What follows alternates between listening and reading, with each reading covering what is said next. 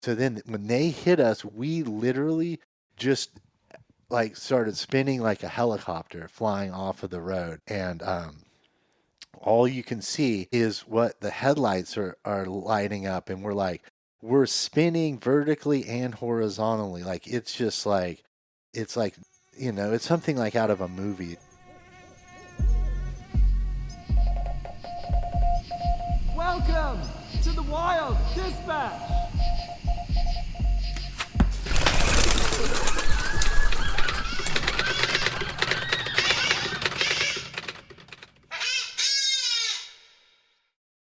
Hello and welcome to another episode of The Wild Dispatch.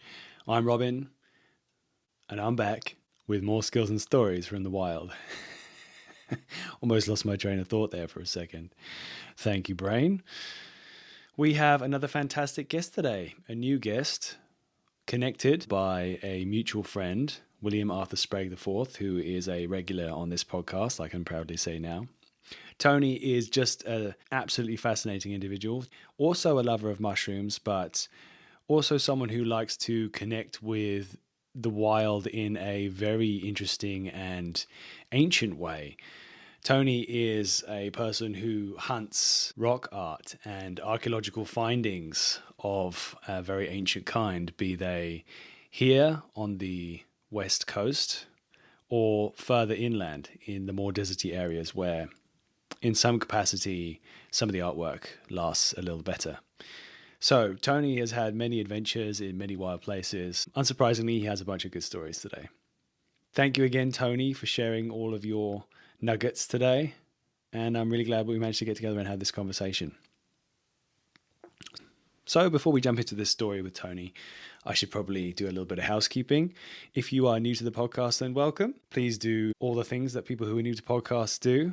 Give us a follow, give us a like, and maybe set to auto download so that if you yourself are out in the boonies and you need something to listen to, it will be there ready for you anytime a new episode comes in every couple of weeks. If you are a returning guest, then it would be fantastic if you could do us a favor, something that really does make a difference and helps move the needle in terms of extra promotion on all the platforms, is if you can leave us a good review, give us a 5 stars, and maybe even write a review. That makes a difference. And then do it the old-fashioned way.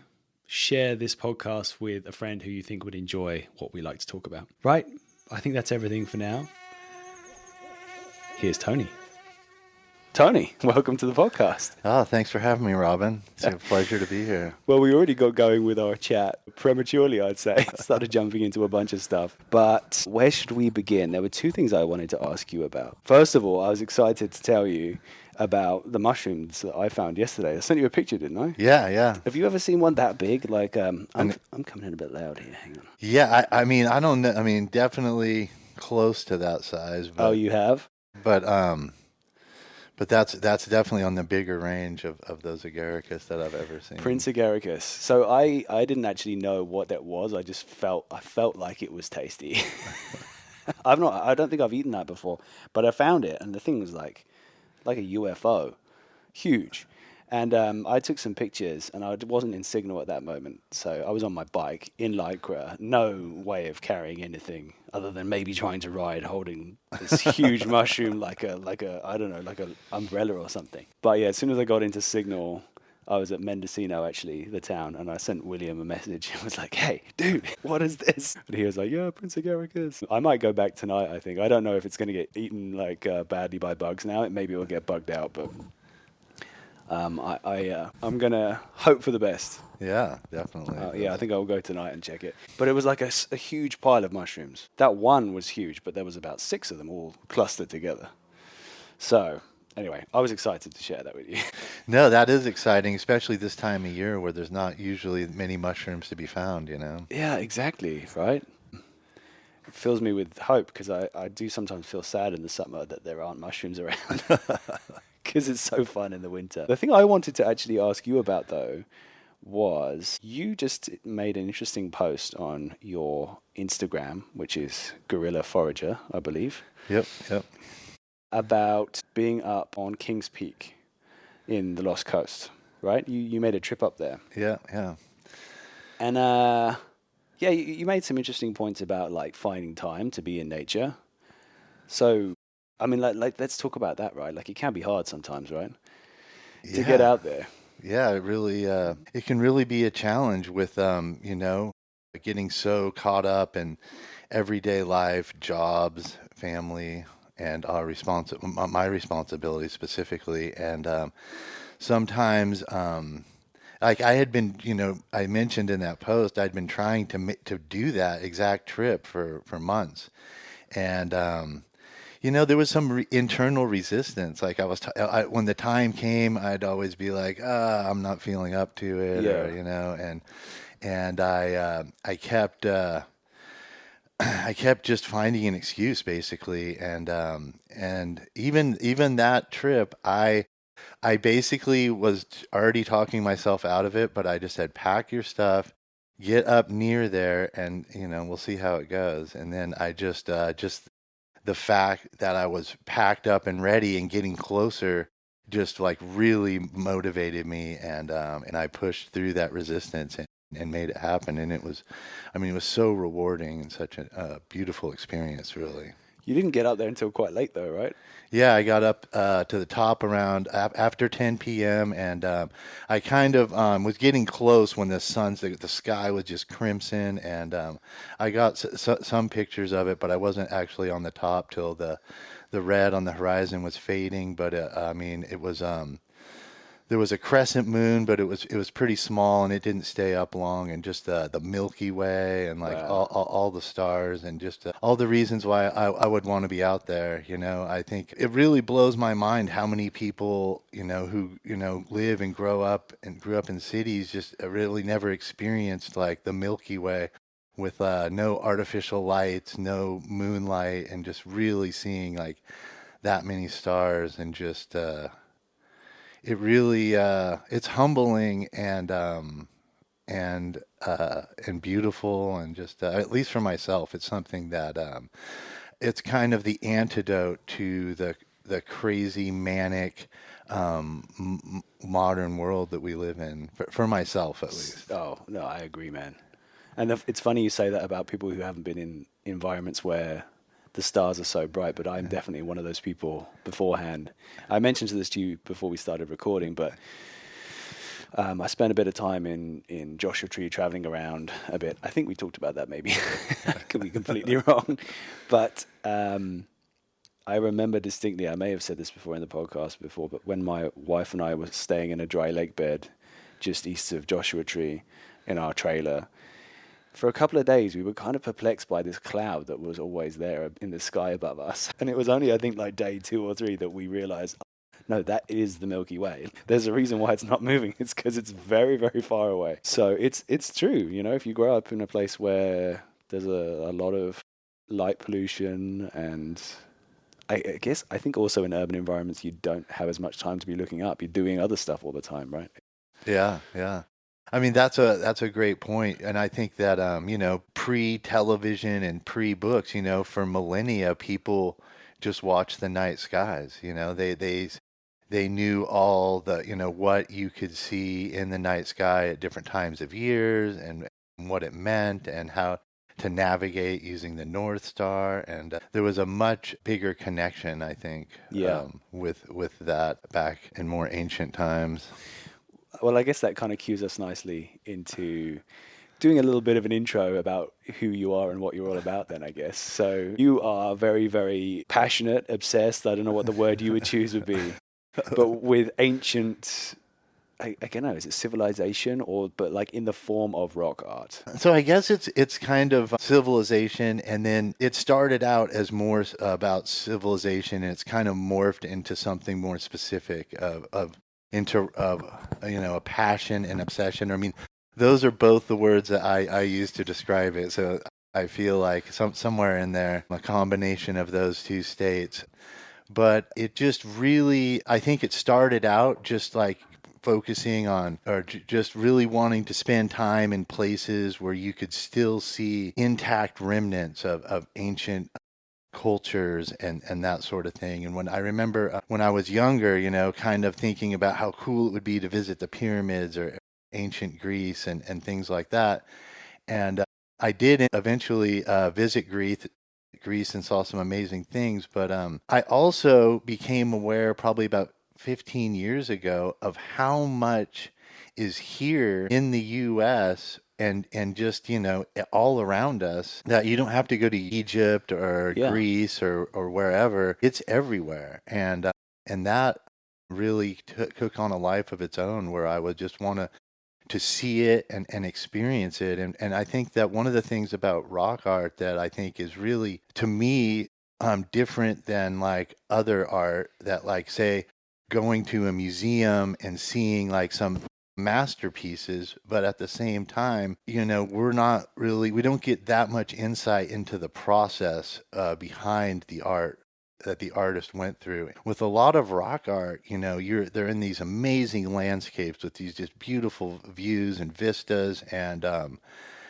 you can stand in the exact spot that the artist did. You can look at the same view that the artist did, and you're essentially in the workshop, in the studio where it was created. And I think that I feel kind of a connection in that place, where, to inhabit the same space as the artist, and then to get to enjoy and take in their art hundreds or potentially thousands of years later.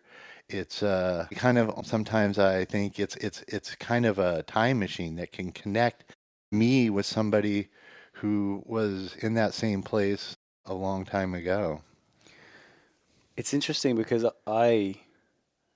it's not exactly the same thought process that I have often, but when I'm out in the boonies sometimes, whether I'm chasing mushrooms or animals or just on a hike through or whatever it is,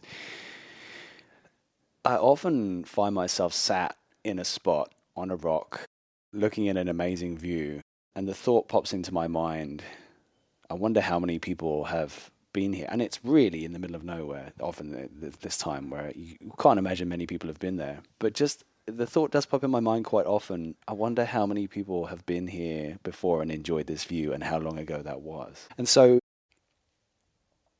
yeah, in a funny way, I'm thinking like, oh, I wonder if people have even ever sat here before. But right? The art is Yeah. there. So it must be an even stronger connection with that moment.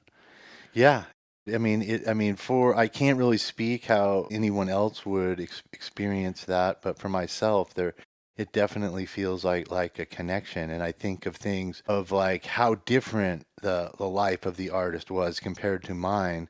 Yet at the same time, how the human experience, that we both share, we both, grew up as children and loved and laugh and do all these, the things that make us human, that are essentially intact and the same.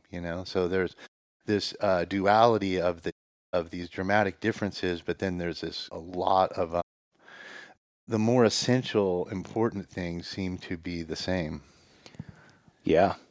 I mean, I think it's also quite nice this sort of forced speculative nature that is created, right? Because there is this documentation in the sense of this art, but it's also a lot of interpretation that we can only make ourselves. I mean, I guess science is becoming better and better at determining some things, but the openness to it is quite nice in a way to me. Yeah, The gray area. I love that too, because it's a mystery a lot of times. I mean, sometimes the tribes still inhabit that same space, and they have,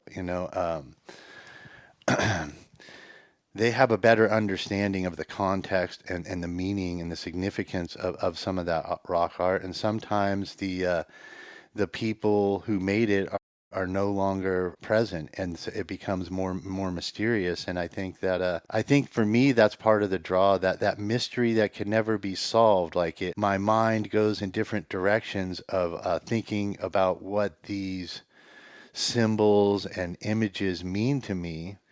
But at the same time, I realize that, like, I feel like my interpretation has been tainted by pop culture and just, the context of my upbringing, and that because I lack insight on the day-to-day life of the artist, that I could easily miss something. So it's fun to let my mind wander and play with it, but I try to avoid making any, statements that I know what this is, and Mm-hmm. like, because I don't think that I do. And I think that in a way that's part of what the appeal is.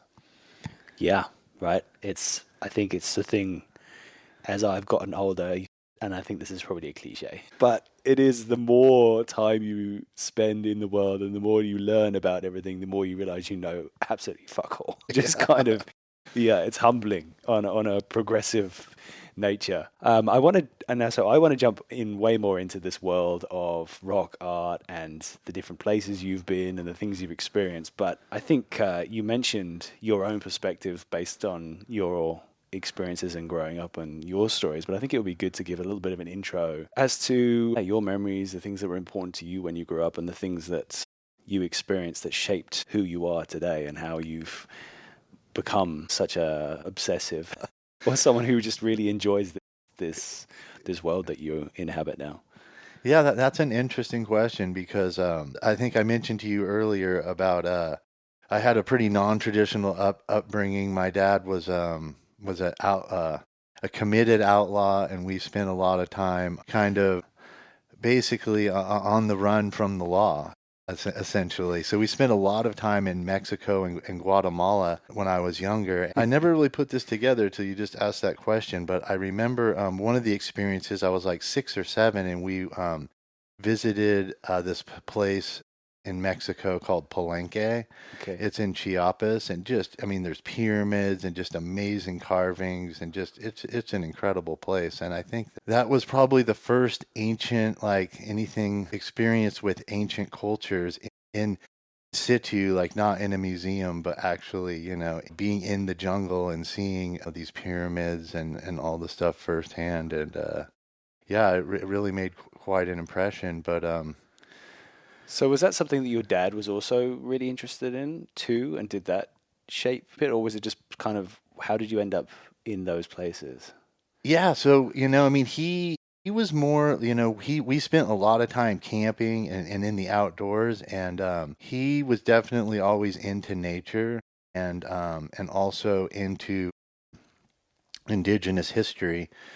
But I think that he not to the level that of obsession that that I'm at now. So I think that he influenced it a lot, but Yeah.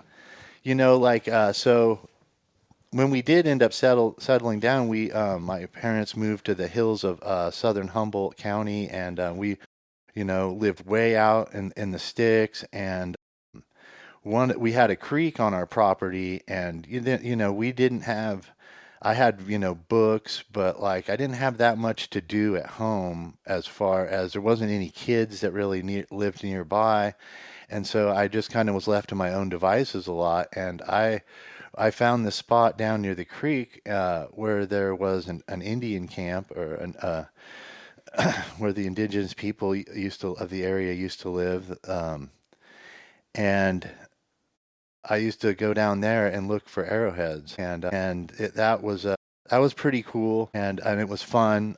Did you have luck? You had success finding the heads there? Yeah, yeah, I did, and I was into that into my teens, but I kind of cooled on it. And as I learned more about, leaving stuff for like that joy of discovering Yes. that arrowhead, if I leave it, then someone else can keep that experience can keep on going. Where if I take it, it ends there. And so I decide that I think that was part of my transition to ancient, dwellings and rock art and things that I could photograph, but I didn't compromise it. Like I'm not taking anything from it. Someone else can have the exact same experience without I haven't altered it in a way that would make it so that somebody else can't have the exact same experience that I did. And I think that that's something that it felt right to kind of as I became more knowledgeable and I learned more about the etiquette and what just what just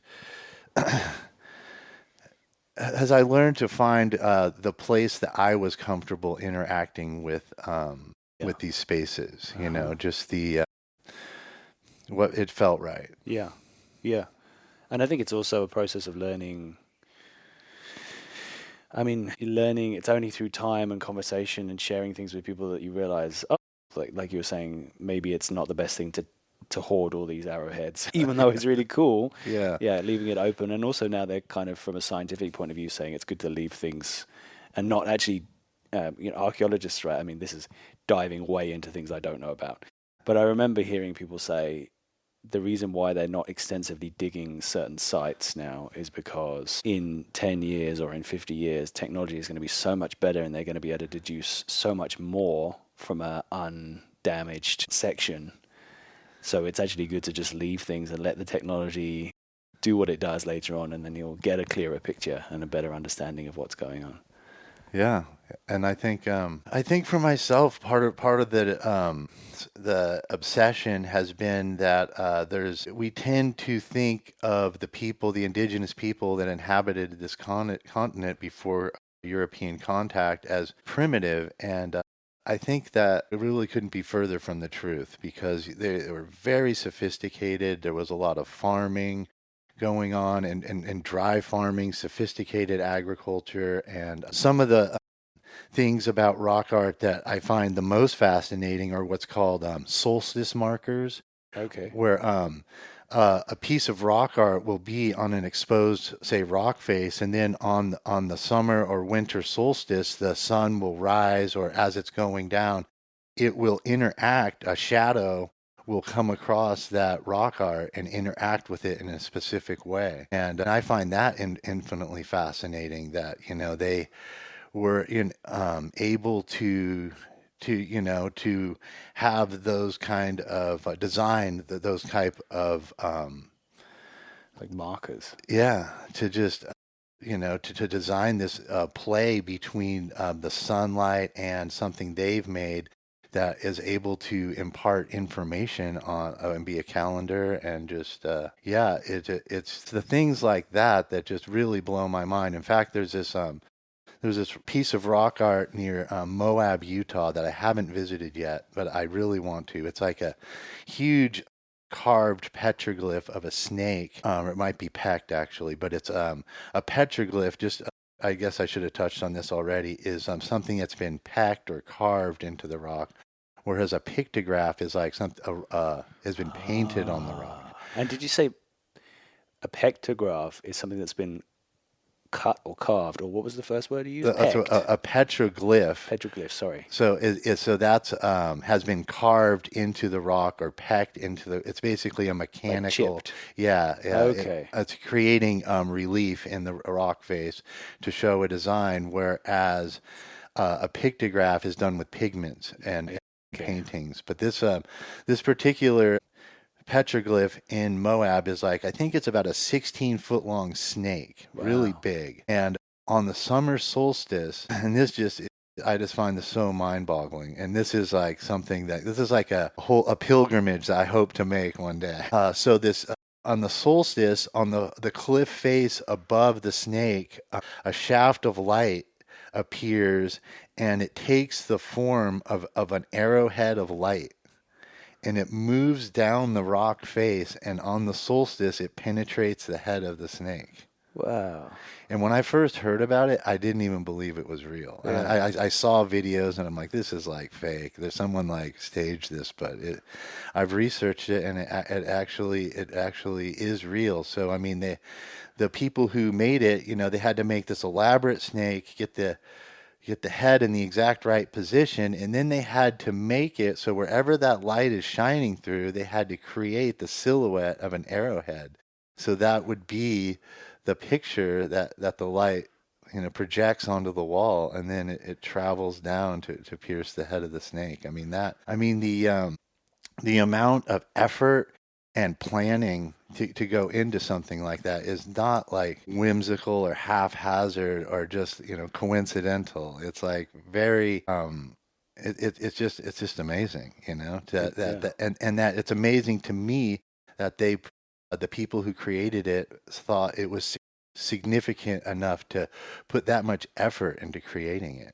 And so that's this kind of stuff that just like really just it really just it gets me so excited. It's funny, you were making me think, because we had a little chat before this, and something that we did talk about was the how much you can determine from the fact that these artworks are here, and they're in places which are either really hard to get to and really complex, or like you said with this serpent and the arrowhead, it's a very precise, time-consuming process creating this icon within their community. So it's not necessarily the work of one artist, it's a community effort, because the amount of time it would take, how are you going to be providing for yourself and surviving in an environment if you're just creating this artwork, right? You can't, it doesn't work that way. So I think that's really interesting, the way you were saying that it must be of great significance to the community. Otherwise, how could it possibly exist, right? Yeah, yeah. I mean, that's exactly how I feel. It's like, it's supporting the arts, and it's like that solstice marker or that rock art panel that maybe has spiritual significance. Some of these, especially the paintings, the pigments, they had to be created different colors, and then some of the areas where they were created are way up on cliff faces where they would have needed to build ladders and or scaffolding, and it would be potentially, not always, but in some of these cultures it would be a full-time job, and like in order for a person to commit to that, or even a small group of the larger group, they would need the support of the Yeah. community.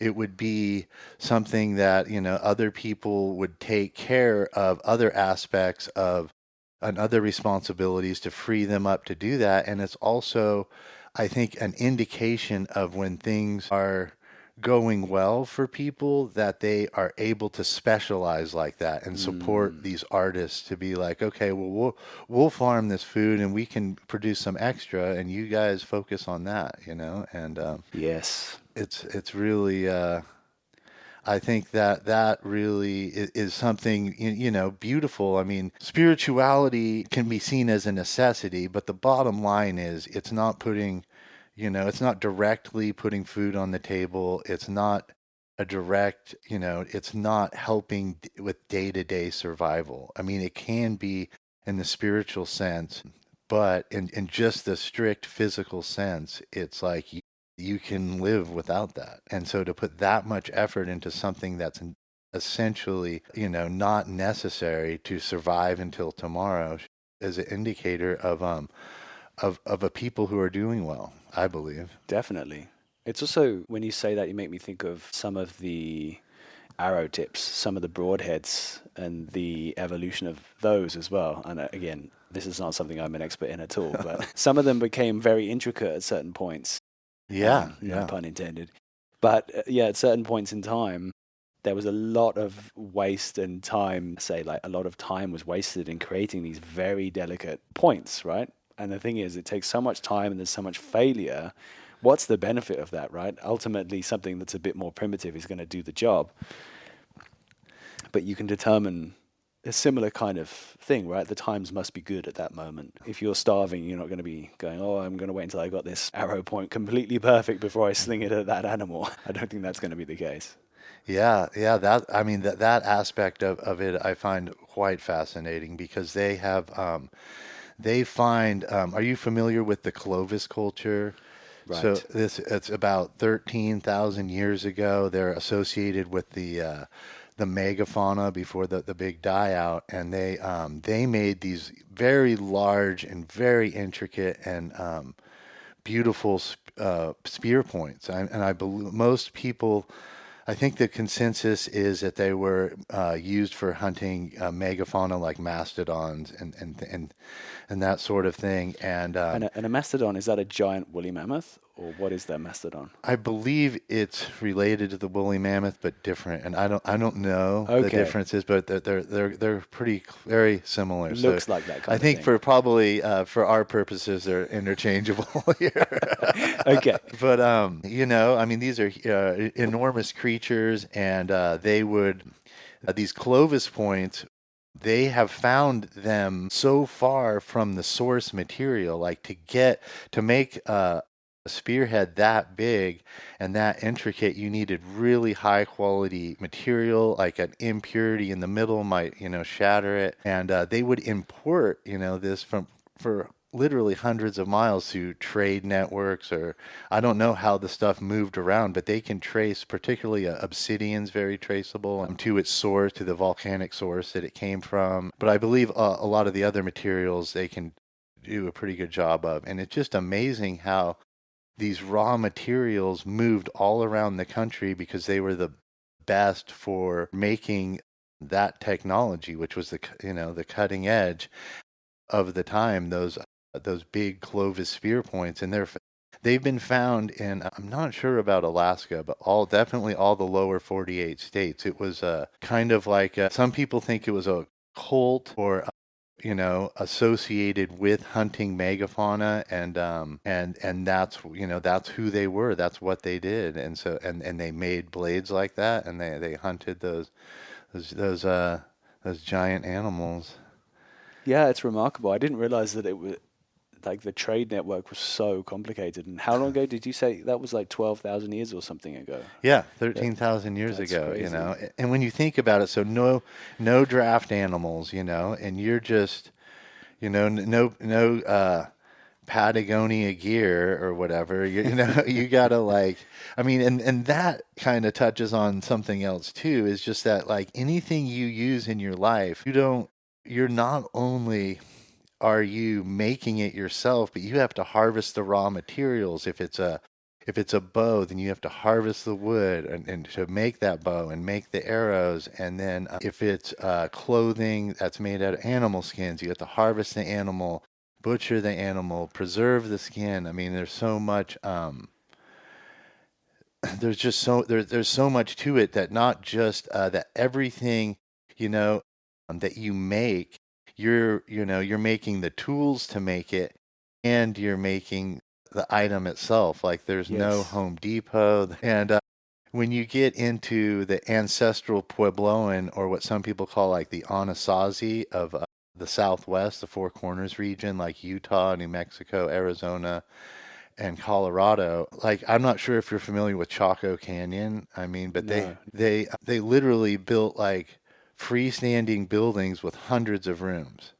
Really? They're 4 stories tall, Wow. and without any kind of, and then they would have some window in that building, that on the equinox the full moon rises and you can see it in that window, or like just these incredible these incredible buildings that are like oriented to celestial events so that they can track them. But they're doing this, like I was just saying, without, they're harvesting all the raw materials, building all their own tools, and then lining it up with these incredible celestial alignments without and it's all going on in their head. They didn't have pen and paper.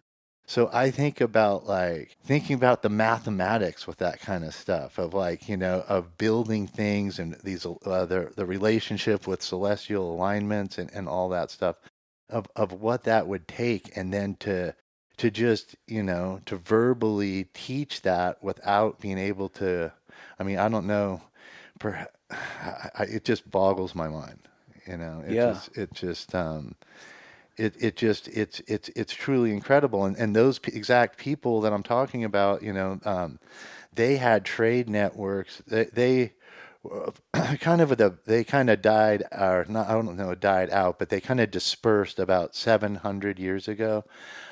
But they were in that area for a couple thousand years, and they had trade networks with Mexico. They had like macaw parrots that were brought from Mexico in like places in New Mexico and Utah. And I mean, you think about like traveling from the rainforest jungles of like central Mexico, right? On foot, like to New Mexico, and just surviving would be an accomplishment alone. But here you gotta bring this parrot with you and keep it alive. Yeah. And like, And stop it from being eaten. yeah, exactly. And then it's like And then is it one person making that journey because they know how to take care of parrots? Or is it like a relay race where they take it so far and Yeah. then they hand it off to someone else who does the next leg of the journey? But like there was this full on trade network with Mexico, and it's just really, I tend to, get caught in the paradigm of the world that we live in now, whereas it's like, well, it's the South, the U.S., the southern, the southwest of the U.S., and then, but as being discrete and separate from Mexico, but that border is just a line in the sand that we drew, and Yeah, it's it just has no admin. basis in reality. And ancient peoples, freely flowed at the ebb and flow back and forth across that, and like it's a whole different world, and it's probably not that different as we would think. I think there was a lot of communication, a lot of information exchange, and, probably the astronomy and the architecture and the mathematics were part of that, I would think. Yeah, it's pretty mind blowing. I mean, that's how I feel, but I feel that I don't think that I have a normal relationship with this stuff. Well, that's who wants to be normal Yeah, anyway. right. I'm going to have a little look. I took some notes here of things to chat about. So I'm going to just make sure, and I can. The fun thing is I can edit this and chop things out. So bear with me a second. So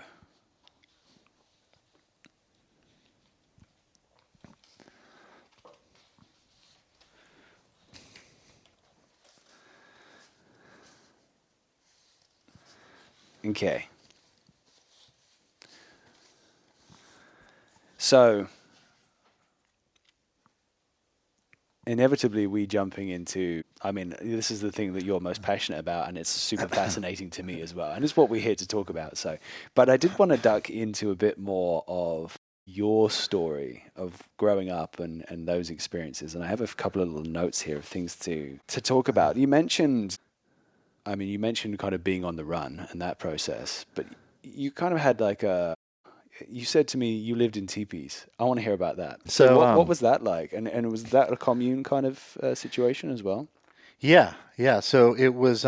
My father had a teepee that him and I lived in, and mostly we live. This is in Southern California. Okay. So How big was this teepee? Like, and what was it made from? Was it like animal hide, or what was the no, it was teepee? made out of canvas that had Okay, been okay, waterproofed, okay.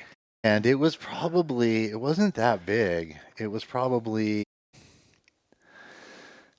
I'm thinking, 12 feet across. Okay. But I don't know if you've ever been in a teepee. There's I'm not sure if I have.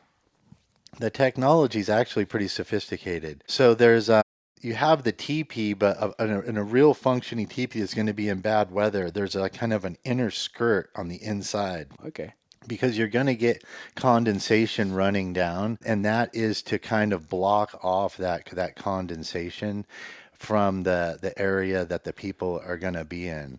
And then there's also so then you would heat it, with a campfire, and then two of the poles, there's kind of like this flap on the front that you can open to let smoke out, or close if the fire is no longer smoky and you're just trying to hold heat in or keep rain out or something like that. And so they're very functional, and but they are not very big. In fact, when I was 8 years old, I rolled into the coals of our fire. Really? Yeah. I was in this old army surplus down mummy bag, and my dad said he woke up and the teepee was just full of this, like, it was burning feathers. It's just like smoke, Oh, and it's similar to burning hair, and he couldn't figure out what was going on. But and then he was able to figure it out and dragged me out of there. I didn't get any burns or anything. It so you ruined my you sleeping didn't bag. even wake Yeah, I up? didn't even wake up. You're like on fire. Yeah, yeah. It was just, kind of smoldering or whatever. So, I mean, they're definitely, and I'm sure they could if catch on fire quite easily and go up quite quickly. But yeah, it was an adventure. I mean, you definitely, it's very, very suitable and compatible with a nomadic lifestyle where you're not going to be accumulating a lot of of just the stuff that we accumulate when we stay in one place, you Yeah. know. And so, you know, you figure out what's important, and that's what you have pretty much. And So you were on the move quite a lot then at that point. yeah, yeah, we were on the move just because of the fact that my father was wanted. So we would do similarly how to maybe other people growing up might have like fire drills and earthquake drills. We'd have law enforcement raid drills, you know, and that was a you know that was something that was a big deal for in order you know my father impressed on me that in order for us to be together, you know, that was like we had to live a certain way or we would be separated. And I loved him dearly and I didn't, you know, want that to happen. So I was committed to it before I really understood what was the big picture of the Yeah. situation or anything like that. But was it like a scary thing, the idea of like doing the drills and all that stuff, or was it just kind of like fun? Or I'm just curious. Like, I mean, it sounds like you at that age you did have some understanding of that there were consequences if you didn't do it right. Yeah, well, one time we were living in that teepee in a commune in Carlsbad, California, which is North San Diego County. I was 8 years old, and you know, it was like an old farm where the commune was, and it was always the you know the drill. If you see any police cars coming down the driveway, you just take off back into the hills and wait there, and I'll come and find you. Yeah. And then, and one day I was playing with some friends, and I look up, and sure enough, there's several law enforcement vehicles coming down the driveways. So I took off into these grassy hills, and waited and waited, and I waited until it got dark, and then I still waited, and my father came and found me, and we left. The gig was up for that Yeah. Right. location. We were able to get through it due to quick thinking and those drills. You know, I think without those drills, I wouldn't have known how to act or what to do. And so, yeah, it definitely was an important part of the life we were living at that time. Yeah. That's a pretty wild experience, though. That's for Yeah. sure. But you know, in the context of like, I don't think it wasn't traumatizing, and it wasn't. It just seemed kind of like that was our life, kind of like it seemed almost normal or Hmm. expected or just the way things were. It didn't seem like it didn't stress me out or cause a lot of anxiety in me or in anything. I think being separated from like the idea of being separated from him was more traumatizing. So I just wanted to make sure that I did everything that I You did could. your bit right. Yeah. Yeah. So, Yeah, and that makes sense. So did you guys forage together, or did you, if you were out in the wilderness or like traveling around different spots, did you learn anything about foraging and mushrooms and those kinds of things? I guess there wouldn't be that many mushrooms down there in Southern California. well, you know that you know we got around. Okay, okay, okay. So yeah, yeah. Actually, my father did introduce me to foraging, but not in Southern California. We were out in the Ozark Mountains, out near in Arkansas, Okay. and I had an aunt. My father's sister lived out there, and we were visiting her, and he was foraging for wild ginseng in the Ozarks. And I foraged with him and as a small kid, like, you know, 7 or 8 years old, found wild ginseng. And that was definitely my first experience foraging for anything. And then also on that same trip, that same first trip, we were camping in the woods, hunting for ginseng, and he found a bunch of puffballs, and he fried those up, and that was my first experience with any kind of foraging of wild mushrooms or eating of wild mushrooms. And yeah, I mean, I feel like I never those experiences. The clarity of the memory makes me think that those were significant to me even at that time. You know Yeah. that like I thought there was something pretty cool about it. I mean, there's just so many memories. I'm sure I don't remember, but They those stuck. ones seem very clear. So how big were the puffballs? I'm just curious. Were they big ones or just like little ones? They probably range from like golf ball to maybe one or two like the size of a baseball. That's pretty good. Yeah, That's a yeah, pretty good size, though. I yeah, can imagine that being fascinating when you're a kid as well, like just pulling something out of the ground and just yeah. eating it, right? That's And I remember we didn't, he didn't have like a plan to get mushrooms, and we didn't have. So, cooking them, he just kind of winged it. And I remember he just had some olive oil, sauteed them up on a campfire, in a pan, and then kind of random. He had some wheat germ, and he kind of like used some okay. wheat germ to kind of as kind of like a breading or something.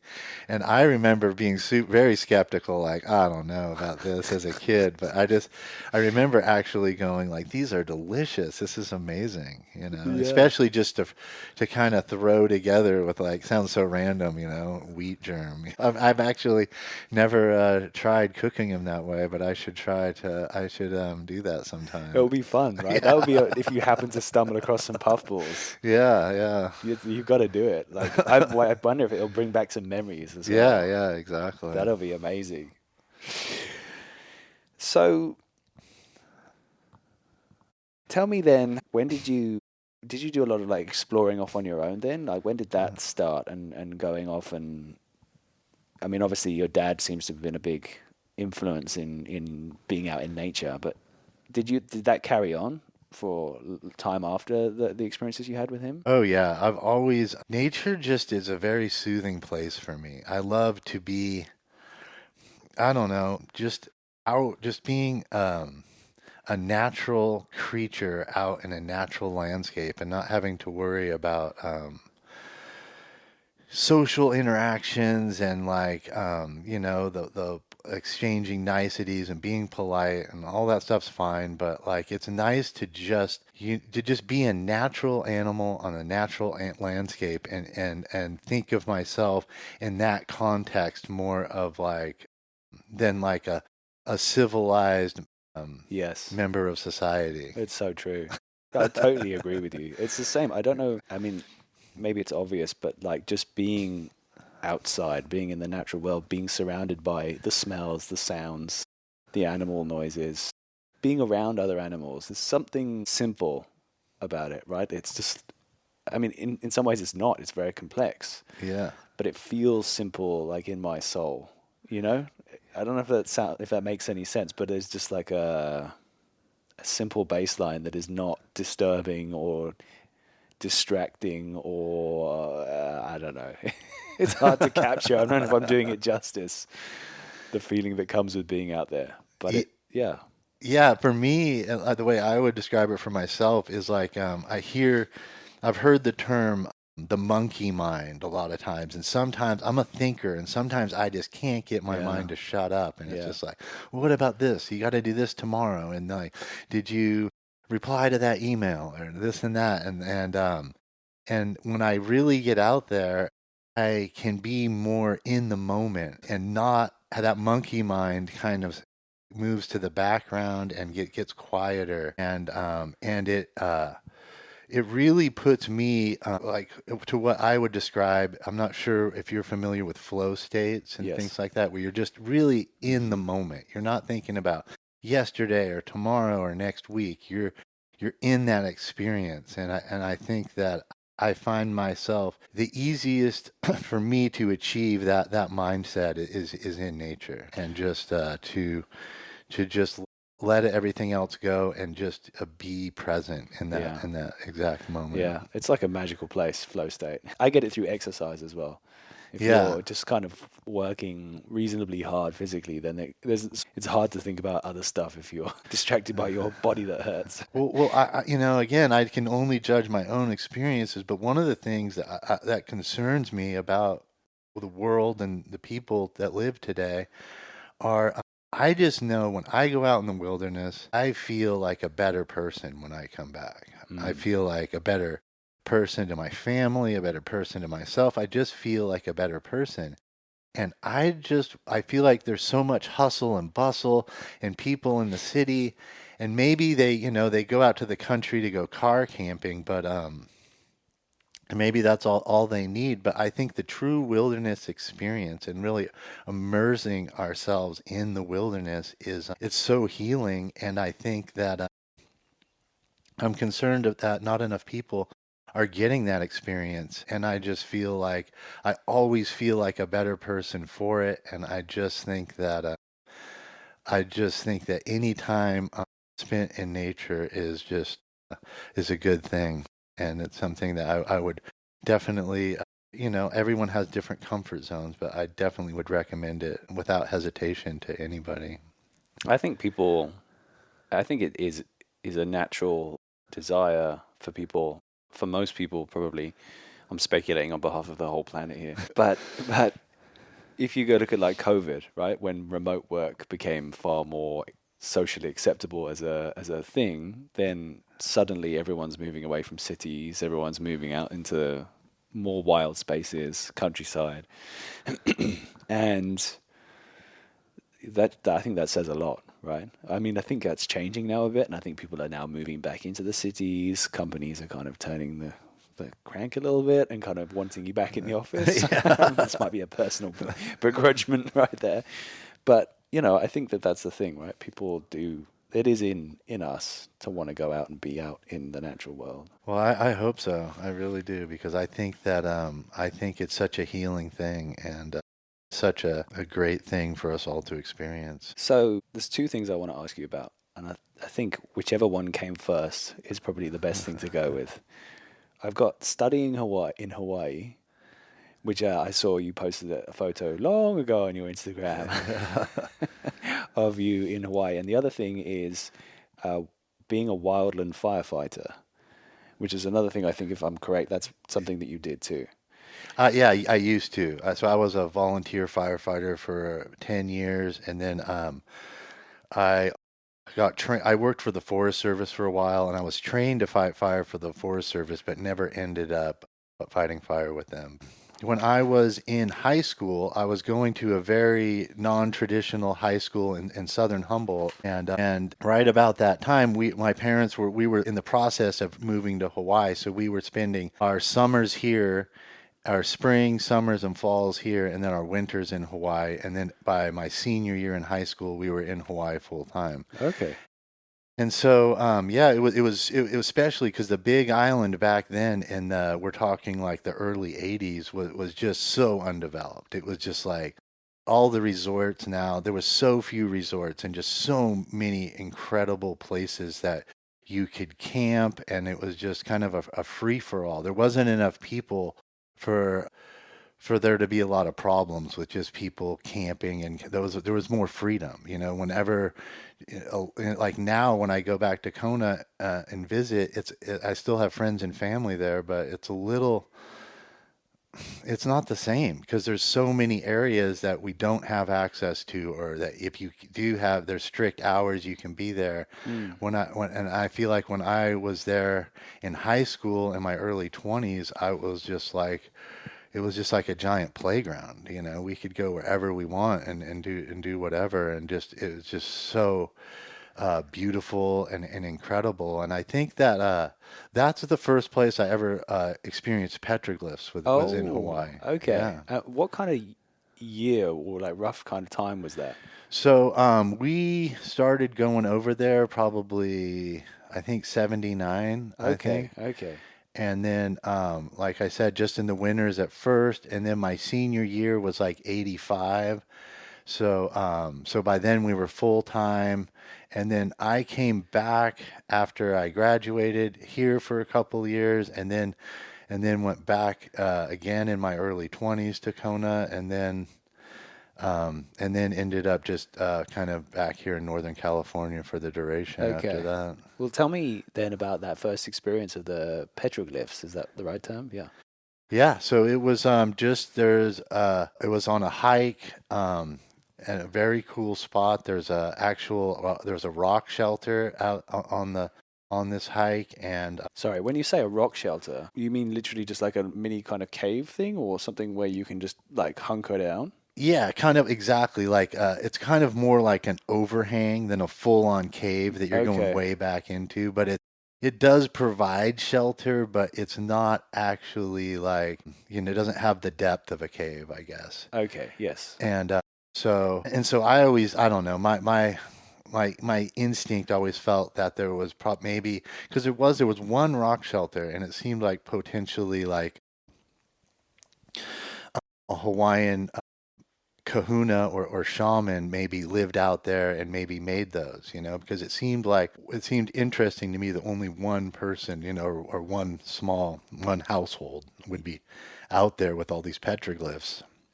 Okay. And there was turtles, canoes with sails, like people with spears. There was like full on scenes, just like really, really elaborate. And I just remember thinking, I mean, there's lava everywhere on the Big Island, and I just remember thinking like, why that spot was chosen? Of all the spots they could choose, there had to be something about that spot that why it was chosen for that heavy concentration of rock art when you just don't see it anywhere else around.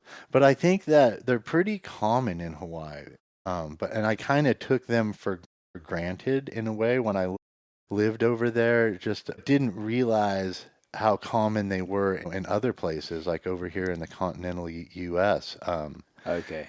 In fact, just it's funny that you're bringing up COVID because like well, let me go back a little bit, rewind, because you asked about my earlier informative experiences and my father. So one time he left me at this place we used to camp at in Arizona with his girlfriend, and he went for like a couple weeks or a month out to the Ozarks to go picking ginseng, and then he would bring it back to Chinatown in San Francisco and sell it. But he figured that I was probably not really that into it, and I could just, stay there. So this was a place near Sedona, red rocks, beautiful, Okay. Yeah. Beautiful. and where there's a river and a perennial creek, which is just like a huge in the desert. Any kind of a year-long source of water like that just creates this oasis of plants and Mm-hmm. wildlife and all this stuff. And so he left me there, and I, I did a lot of exploring on my own, and I really, really had some amazing experiences, and really felt this really strong connection to the point where I had a couple of this is like, 9 years old or so. I had a couple of very lucid dreams that ended up coming true. Really? Yeah, and one of them was there was these people downriver a little ways that were staying in a teepee. This couple, and the woman was pregnant, and I remember sitting we were the lady I was staying with was helping out on this old ranch, and so that's where we stayed, in this old ranch house, and I was eating breakfast, and I remember I was telling the lady I was staying with about this dream I had. I'm like, I forget the name of the people, but I dreamt they had their baby last night. And I remember it seemed like I was flying over their teepee, and there was a raven sitting on top of their teepee.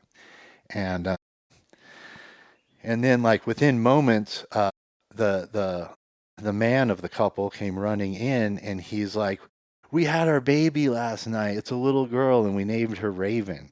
Whoa. And then a few nights later, I had a similar dream that my dad came back, and we had no way of knowing his exact schedule. And sure enough, my dad showed up the next day. And so, I don't want to get like too, into that stuff, or I don't know what to make of it. That's not something I've had later in life, but I remember those dreams were different. They had a different quality, although I can't really explain what the difference is. But that place had a very special, you know, I had a connection, very special connection with that place. And I went back there a lot with my father. And then we stopped going there when we started going to Hawaii, and it was just so far away. And then I was still always into nature, but I never went back there until I actually went there when my son was 3 about 15 years ago with my wife, and I remember pulling up to the parking lot and overlooking that canyon where I had lived at that ranch, and we had camped up in the national forest for a bunch of times. And it really, I kind of got emotional, and it brought a tear to my eye because I realized that, I mean, it was just such a special place, and I had this such a strong connection, and I hadn't been back in forever, and I felt like it was, I'm like, I don't know. I felt like it was probably like some of the happiest times of my childhood were spent in that area.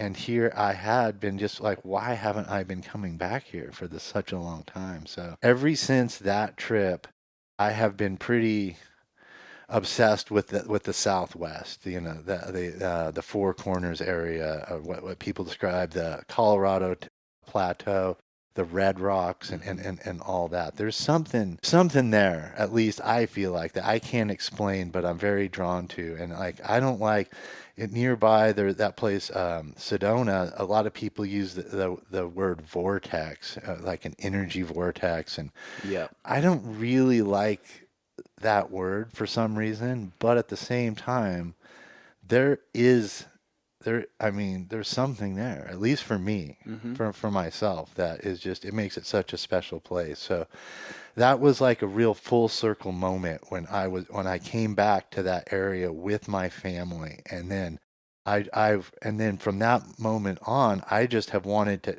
be out there, and also my son's 15 now, and expose him to it, and share these experiences with my wife and him, us all together out there, and it's really I really believe it's brought us closer together. Like my son, he is, he's 15, he likes his screen time and all that stuff, but Yeah.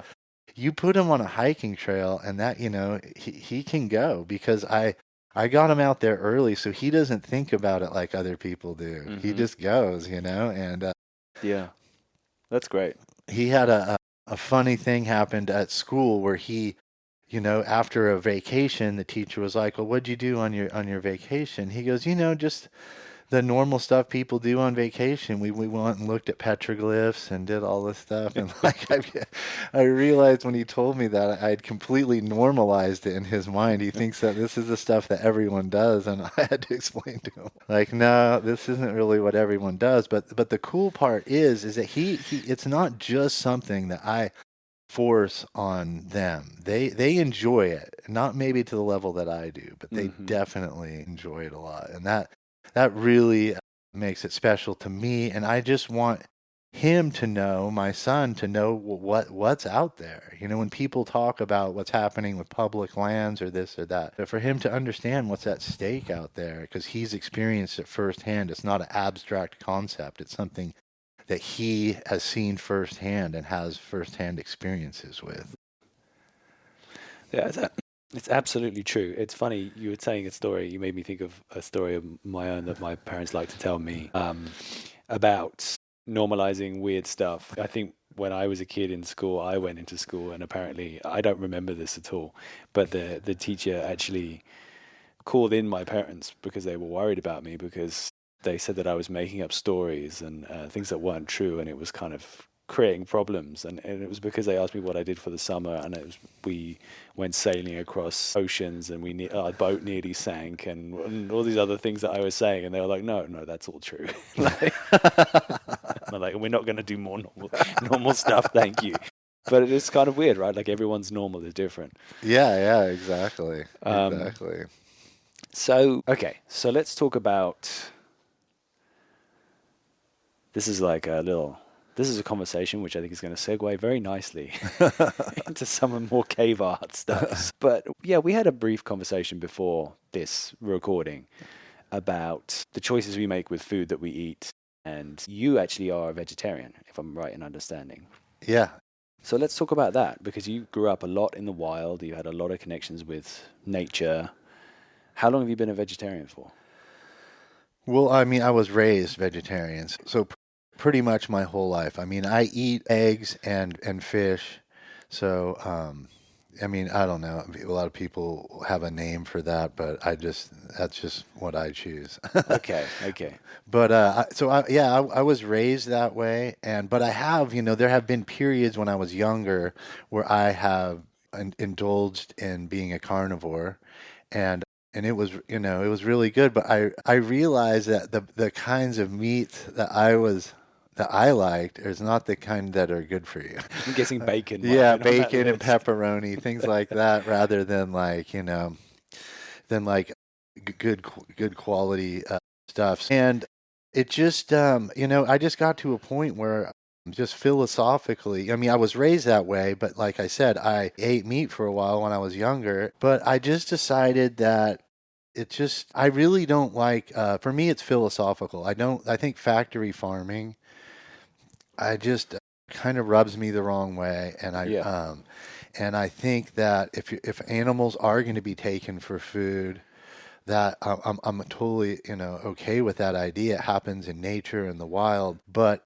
I think that they are entitled to a quality life before that happens, of living in the wild without living on a feed lot and just like or in a small cramped conditions like where just literally with their own shit and like hmm, that sort of thing. yeah, And so I'm kind of against that. And then on the other side of it is that I just don't like killing things. So I've had to do it before, and I will. It's usually a mercy kill, but it's just not. It's something that it definitely doesn't feel good to me and it bothers me. And yeah. so for me, I see it this way. I have the luxury of making the choice. If my family was hungry, I would adjust quickly. And but since I have the luxury of making that choice and I don't feel like cuz there's more to it too than just killing the animal and taking it, then it's like processing it and all that stuff and it just is not something that I want to do. So in my mind, I feel essentially unworthy of partaking. If I'm not willing to do the dirty work, then Mm. I shouldn't get involved in it. I haven't earned that. I haven't earned it exactly. So I, that kind of sums it up. I can imagine it's an interesting, I don't know, combination of emotions, maybe. I'm speculating on your behalf here, but chasing after a lot of artworks, rock art, which depicts people who have been hunting and surviving, and we're here because of the successes of some of the things that they're depicting in the pictures. Yeah, it must be an interesting thing. You haven't ever found yourself kind of being inspired by their depictions to like maybe I should be also trying this and doing this activity. I mean, yeah, on some levels, like I do think that it's a very natural way of living and to be, to live on the land. It's something that in a place there probably are very few places where a human could be a hunter or just just eat wild food and be a Mm, vegetarian, you know? probably like the Caribbean, I'm imagining, or Yeah. maybe I don't know. Or I've never been to Hawaii, but Hawaii was pretty good, yeah, definitely. But for a large population, I mean, maybe for a few individuals, but mm, like if everyone was going to, so I think that I think that if things changed and I no longer had that luxury, I think about it like I think about it being a privilege and. To make that choice. I think it's a very philosophical question for me. And I think I used to study Taekwondo and one of my teachers told me that he really liked fishing because it's like hunting, but it's very passive. Like you're putting the bait and the hook out there, but the fish is essentially coming to you and offering itself in a way. You're not like, and that was I thought that was a very interesting way of thinking about it. But it's an interesting way of framing it. Yeah. and I think in respect to the people, the rock art panels that are associated with hunting and those type of events, I think that I believe that and I could be wrong, but I believe that that those people had a much healthier relationship with the animals they hunted. And I'm sure you're well aware of this. I mean, just from, being a mushroom hunter, that you have to really know what it is you're hunting. You have to know, its habits and, what it eats and where it lives and what it does certain times of the year, and in order to become familiar with it to really hunt it successfully. And I know that, like, in the fall, when, we'll get like a couple small rains, and I know it takes a certain amount. I don't know the measurement, but I can tell when we've got enough rain, and I'll be like, okay, I'm gonna go check out my early spots, Yeah. and I'll go out there, and they'll be there, and it's just such an incredible feeling for me to have that validation of being synced up with the natural rhythm. Like, I can observe rain and see a certain amount of it, and then know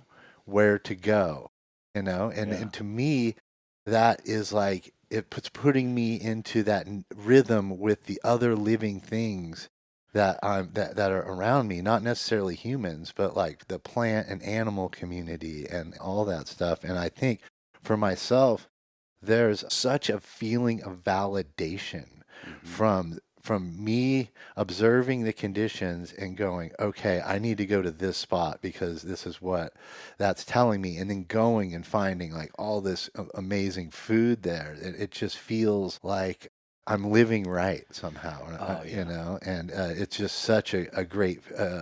It's so satisfying. Oh, it's so true. I love when things kind of work out and I think it's that, and I mean, you've been around nature a lot longer than I have. I've kind of, I mean, I've been around nature in some capacity, but in terms of foraging and understanding nature in the way that you and I are doing now, yeah, like realizing that you've figured something out, but also sometimes intuitively, right? Like it's almost just like I felt like I needed to go do this thing. It's not like this happened and this happened, therefore I should do that. Do you know what I mean? Like Yeah, there's more of yeah, like a really deep down feeling, yeah. and I think that's an amazing thing. That's for sure. And then the other thing I was going to say as well, actually, is that connectedness that I've noticed the last, I think, 6 years I've been hunting now with a bow. There is a super heightened awareness that happens that I really am grateful for. I guess that's a funny way to express it, but I am.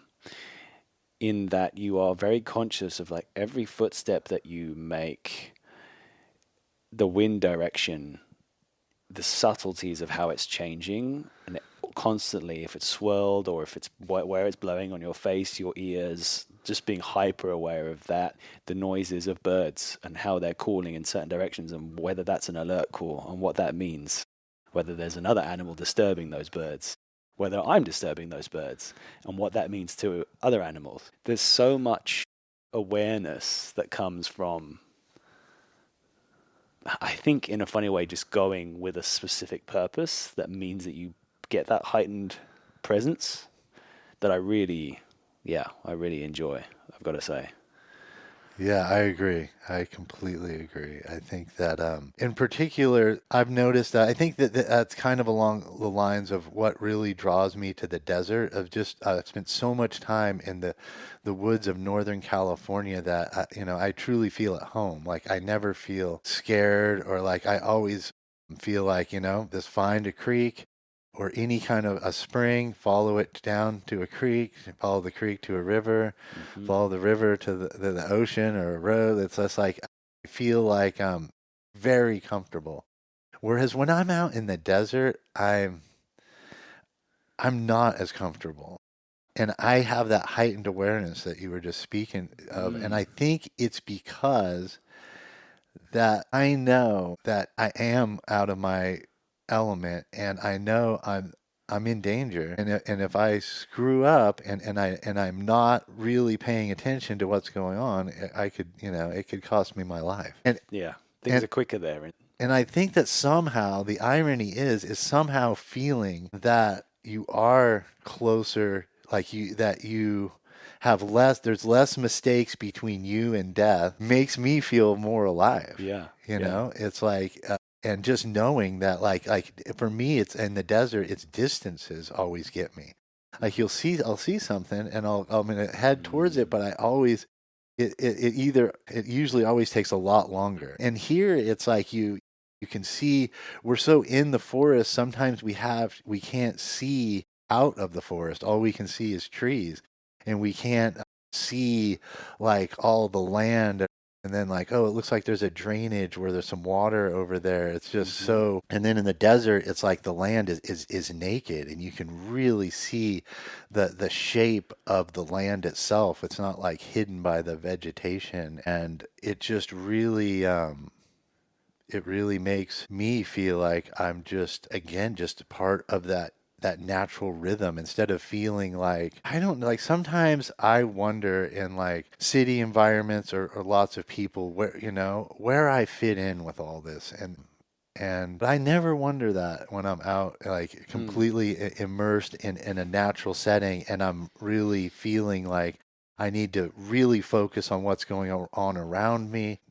I need to make sure I have enough water when I leave the car. I need to make sure that I have, a headlamp in case I end up past dark and I have like a backup headlamp and just like, just all a first aid kit and just like that kind of that I'm not I have to be more like regimented and disciplined in that environment. It's not be and I enjoy being just more relaxed in the woods around here, but I also it's more of a challenge. And like I said, I just know that I am more out of my element, and it makes me be even more compelled to really live in the moment and focus.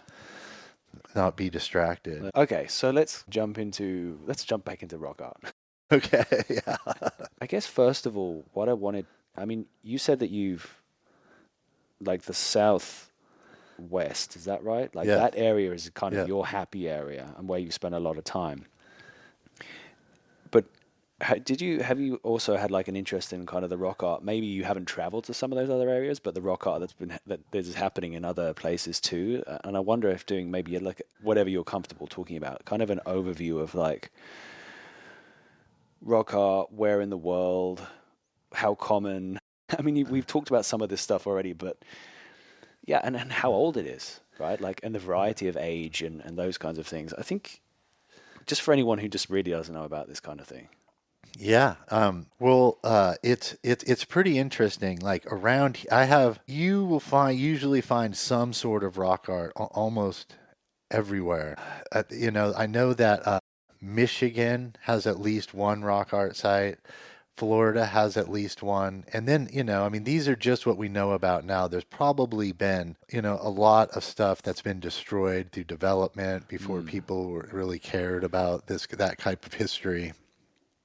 But this is kind of funny. I've actually done this experiment and just what I'll Google rock art nearby. Okay. And you can find rock art that way. Really? It's wild. How funny. Thanks, Google. Yeah, it's just and so like I've always been kind of like what really hooked me was that Southwest and the style of rock art that's happening there. And I didn't really know much about what was going on locally around here. And then during COVID, I kind of got, wasn't traveling, I was staying home. And I was really like feeling like I needed to get out and see some stuff. So I started, doing some research and then finding that it's all around us even here, I mean, I know of at least 4 rock art sites in Mendocino County, and I know there's a bunch more. And I think that a lot of them are on private ranches and they don't like let people they're not they don't want people coming and going and potentially vandalizing them. And some of them are in public areas, but they're they're kind of people don't like to expose them to the public because they're worried about vandalism. Yeah, yeah. But I have a theory that we don't have the right rocks here. Okay. And Fort Bragg kind of area. Well, kind of coastal Northern California. Okay. So we have we have a lot of we have some sandstone, but it's not the sandstone like they have in the Southwest. It's much less dense. It's much more easily weathered, and we have so much rain that there's a good chance that a lot of rock art has just been lost because of weathering, just because of the intensive wet weather regime here, and because the rock, like basalt, like lava, is that is a preferred medium. Like I've seen rock art in Hawaii, Baja, California, Nevada, Oregon, and Utah, New Mexico, Arizona. Like I've seen, it that is a very and again, maybe it's just that's the stuff that holds the image longer, and so that's what is left, and that's what we're seeing now.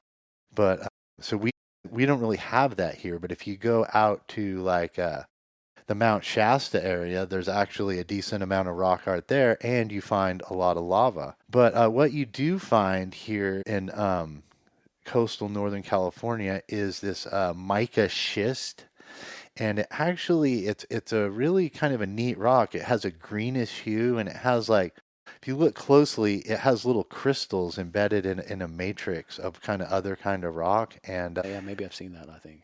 I have this theory I haven't tested out yet, but I kind of think I just know that all the stuff you see in this area is always on that, and I have this hypothesis that if I got a geologic map and just looked for outcroppings of that mica schist, that I'd probably find a lot of You'd rock find art because that seems to be the only game in town. So, is there a resource where you can do that? Because I know with like mapping things like hunting apps like OnX, you can layer various tree types and various other things. But I wonder if there's like a geology layer. That would be brilliant for rock hunting. Well, there definitely are geology maps of everywhere. Like I think Cal Poly Humboldt or Sonoma State would probably the libraries there would probably have some good resources. But I just haven't gotten around to actually going down that rabbit hole. But it's very cool to just like a couple weeks ago, I had some friends visiting in San Francisco for just a couple of days, and I was pretty busy, but I made it down for an afternoon, and we did this hike in Marin where you can see, you're overlooking San Francisco Bay. Like you can look over at downtown San Francisco.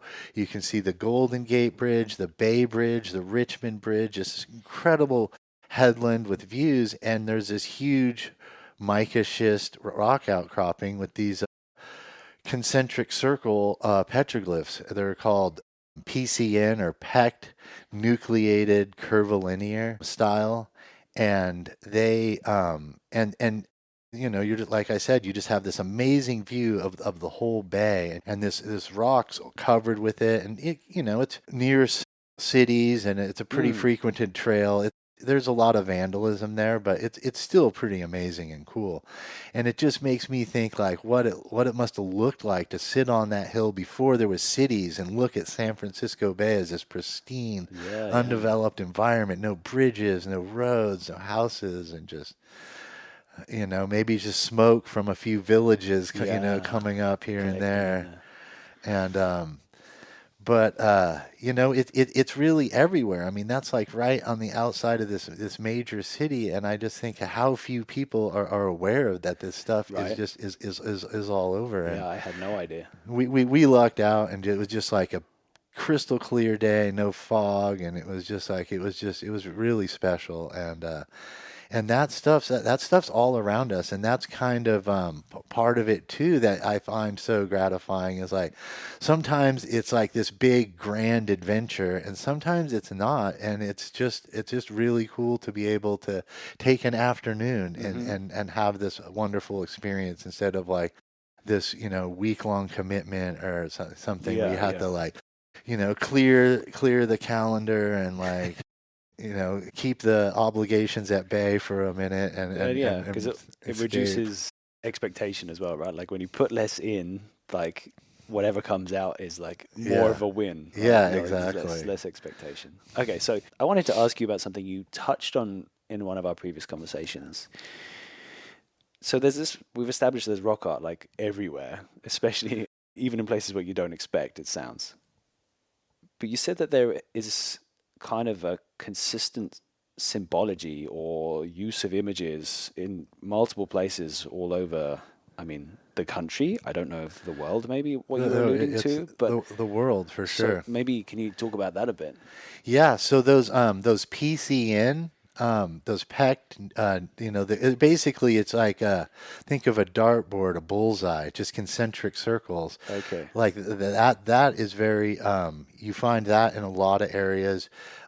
Spirals, um, wh- uh, you know, bighorn sheep are actually, I don't know if they're bighorn sheep everywhere, but I've seen stuff from Africa, from the Middle East, from Europe and all over that's a very common theme all over the US. And but it also has, I mean, I think that it starts out like there's I have a book on the rock art. There's some amazing rock art down in Baja, and I have a book on these giant, enormous murals. And the author says there's these symbols down there that kind of look like a hoof print. It's an oval with a bisected by a groove in the middle. Yeah. Okay. And so the author of the book, goes into this cave in Baja, and it's just covered with those symbols. And and his guide tells him that the locals call it the Playboy Cave because and it's pretty much the consensus is that that is the symbol of a vulva, and it's a Ah. fertility symbol, and that is one of the most common things you will find, in all the places. I've seen that exact thing in Baja, Hawaii, and everywhere I've been in the U.S. to see rock art. I've seen that, and I've seen pictures of it in other places, and it almost looks like a hoof print. It's very interesting. But when you think about people, living, and they're up against it. They're living in this environment with a bunch of technology. They're probably losing a lot of children, Yeah. Yeah. and women in childbirth. And like when you think about just like antibiotics and getting a small cut that gets infected and you end up dying, or, it's like, Yeah. that their life was a lot different in that way. And I think that, for them, like I hear people sometimes saying it's like Stone Age porn or something, and I personally find that offensive because I just think that I don't think that's the context. I think it's more of an acknowledgement that like without the fertility of their people, that their culture will die, and Hmm. how that their way of life and whatever knowledge they have will leave this planet. And I think that and at that point it's not about survival, and it's not about it's a whole different context. And I think that is one of the ways that we have to to have respect. I try to keep rock art removed from my context, because I think I alluded to this earlier, that I think that pop culture kind of taints when I see images. Sometimes, I'll say, oh, that looks like, Bart Simpson or this or that, because I've seen that image so many times. Or like in rock art, I'll see this, there's something that happens like constantly, is someone's like, oh, it looks like aliens. And it's Yes. like, and that is also frustrating, because it's like, hey, it's the first question I have is, so you know what aliens look like? Or this fits like the pop culture 50s image of alien. aliens in your mind, and then Yeah. they're not taking in the cultural context that like a lot of these tribes would wear elaborate headdresses and things like that. And so maybe it's showing a person wearing an elaborate headdress instead of being an alien, or Mm. an elaborate ceremonial costume or something like that. And so I just try not to, and I think that it's impossible to completely separate it, but I try to be respectful and not think that that just because something clicks in my brain, that's what it means to the culture and the artist who created it. Yeah. Yeah. I've got a question for you. William, our mutual friend, who's been on the podcast more than a handful of times, I think. He mentioned in one of the previous episodes that we recorded that there is a lot of symbology of these human figures. You made me think of this because of what you're saying about aliens and interpreting them not as aliens. But you said that there's a lot of figures with kind of light coming out of their heads, or sort of like this sort of, in his interpretation, a visualization of like a greater expansion of the mind in some capacity. Have you noticed that? And I guess the question is, he thinks it's something to do with, well, maybe you guys have spoken about this. There was maybe a moment where the human mind expanded very rapidly, and there's not really a major explanation why that happened, but there is a lot of this artwork depicting something that could be interpreted as that. Yeah. Have you talked about that before? I haven't, but I've seen rock art that made me think those thoughts. Like there's a panel in near St. George, Utah, specifically. I'm thinking about it. Incredible. And there's an elk, a very beautifully rendered elk, and then there's it's probably like 6 feet away is a sun, and there's a lot of other stuff going on, but out of the elk's head, there's these like wavy lines like a flow of a creek or something, like maybe two or three. And they go from the head of the elk to the sun. Interesting. And then in another part of the panel, there's a person, and that person, same thing. That stream, like stream of conscious. I don't know how to describe it, but there's this connection between the elk's head and that sun, and then the person's head and that sun. And I just find that so fascinating. And I don't know if it's something to do with hunting that elk, or like, asking the sun for some kind of favor or advantage so that they can successfully hunt that elk and get and feed their people, or if something else, some kind of shared consciousness. I mean, it just these are the things that I think excite me when I see something like that, and my mind just eats it up like candy. Like, why? It just seems so fascinating to me. Like, Yeah. what is it that's being depicted here, and just that connection between living things and I mean, I don't know if I can really classify the sun as not being somewhat alive, but like just that and that consciousness. It's really fascinating, and I think that to kind of bring it to the context of your passion and this generally your podcast, is that I think the hunting panels are some of the most fascinating, because I think that they you have to really be open minded. I think it's easy to fall into traps of like, okay, well, to just paint in broad strokes, like to say like, oh, well, these panels were made to give hunters good luck, and to give them some magical or spiritual intervention that's going to push the odds in their favor so that they can get feed their Success. people. And then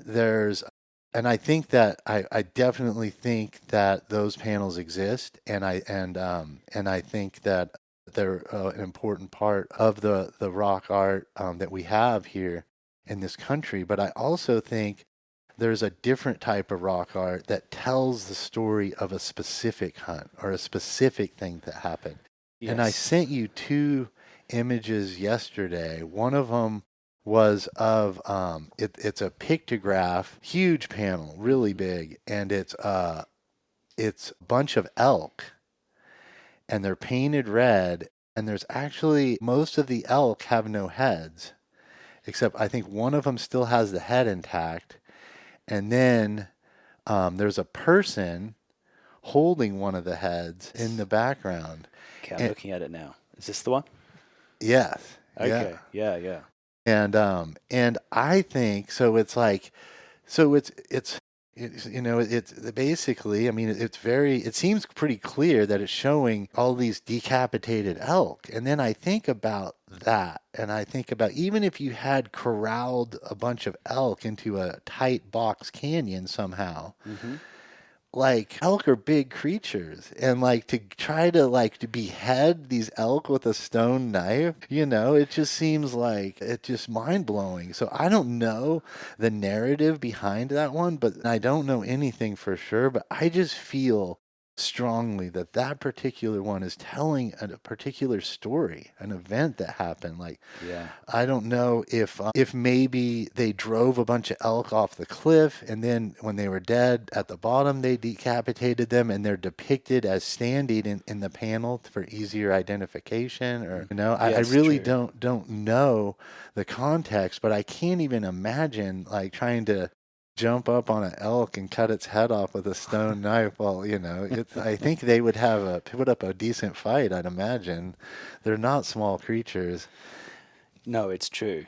And then another thing I sent you yesterday was a short video. The photos I took of it really didn't turn out of this person with, like, it looks like a spear or a very thick spike, and they're like it's a bear and this person, and the person is like impaling the bear on the spear or spike, and I think about that, like, how intense is that, to even if it wasn't a big bear, I mean, to take on a bear like that, because the bears around here are generally pretty mellow and don't usually mess with people, but if you attack one with a spear, it's gonna defend itself. Yeah, it's not going to lay down. Yeah, and Oh, I just see now. Yeah.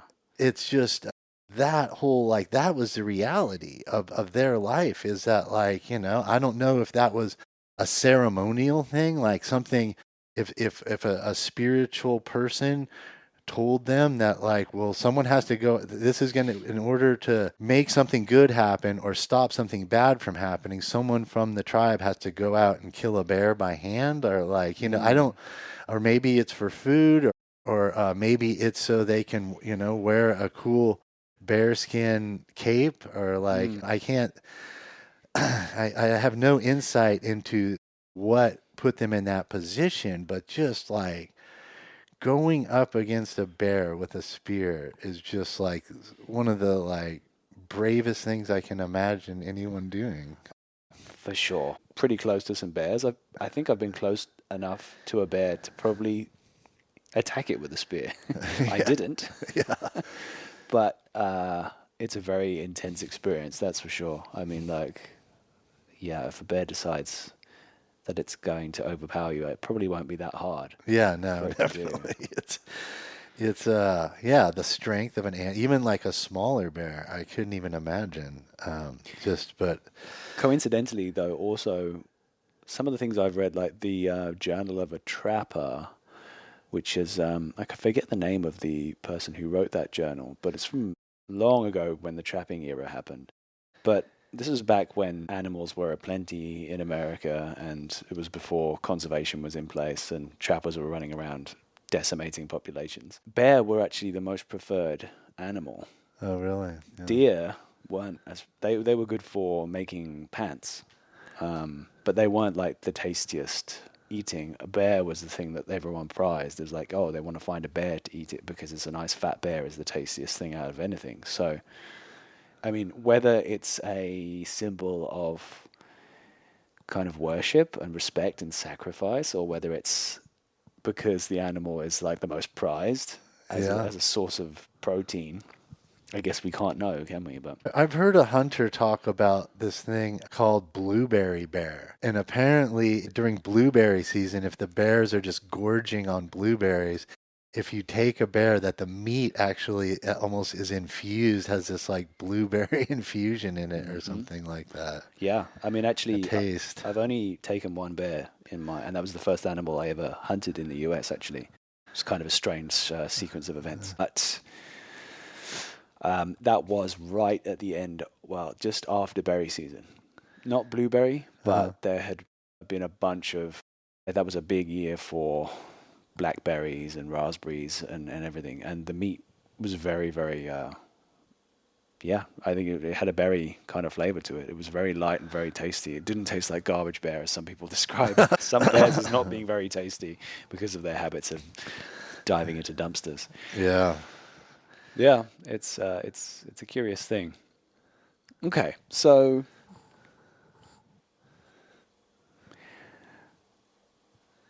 I guess something I'm curious about. Have you?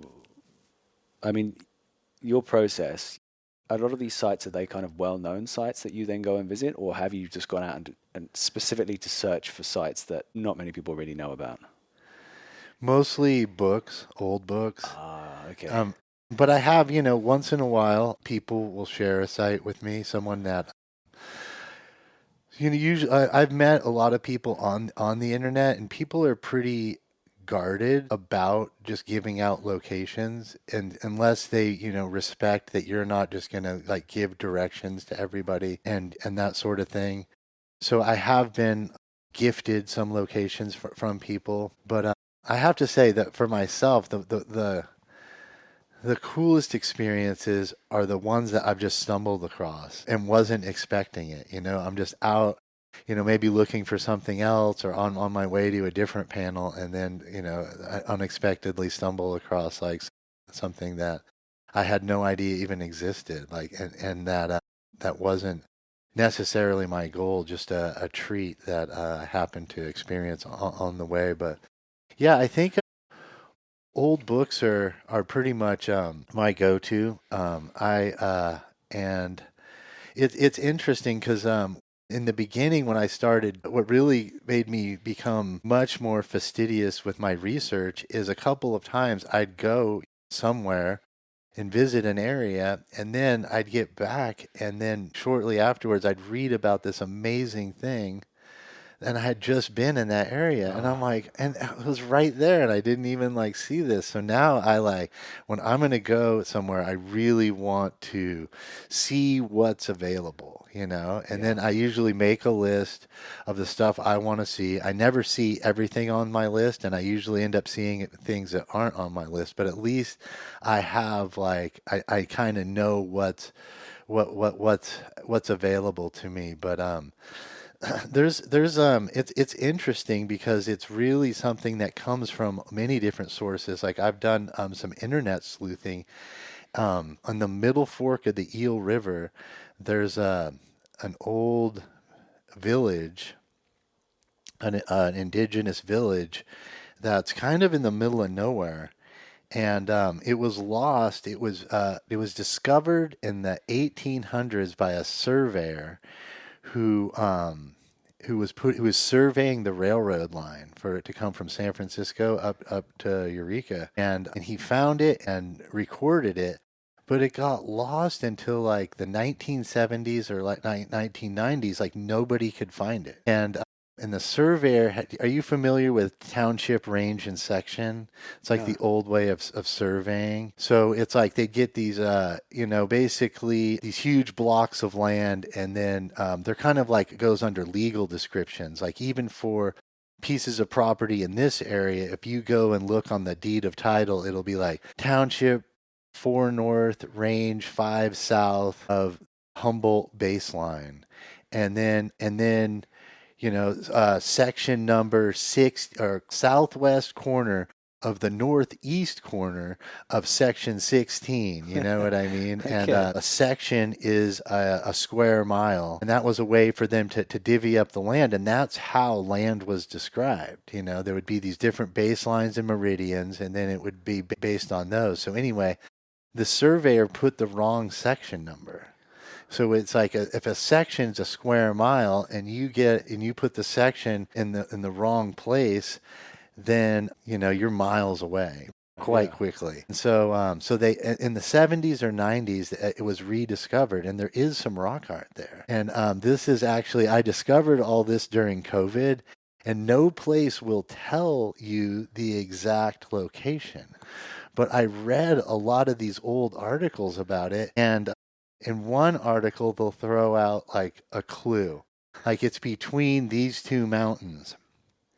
And then in another article they'll throw out a different clue. And And it's like, so you have to, like, if you read several articles and you pull enough clues together, you can kind of really zero in on it. And I haven't made it out to that particular area yet, but I really want to get out there and see that spot because I don't think anyone really goes there. And just the fact that even that it was lost for 100 years Yeah. and it has rock art. And so I was able to, so it said it's between two peaks in one of the articles. In the other article, it gave not the names of the peaks, but the elevations of the peaks. And I was able to find one of the peaks on my map, but I couldn't find the other one. But I did find a peak close by with the exact elevation of the name of the one I couldn't find, you know? So it's like some you know, it's sleuthing, It's you like know? treasure hunting. Yeah, yeah, you're really like putting together and taking a little from here and kind of building this map just based on these sources where no one wants to give you the all the info. They just want to give you these little teasers, and if you can put it all together, then you can see what's out Yeah, there. and that's the reward, right? Yeah. It's a little, I mean, it's not the same thing, but when I was in Colorado, traveling around and looking for elk mostly when failing often, but finding other things, right? You never know what you're going to bump into.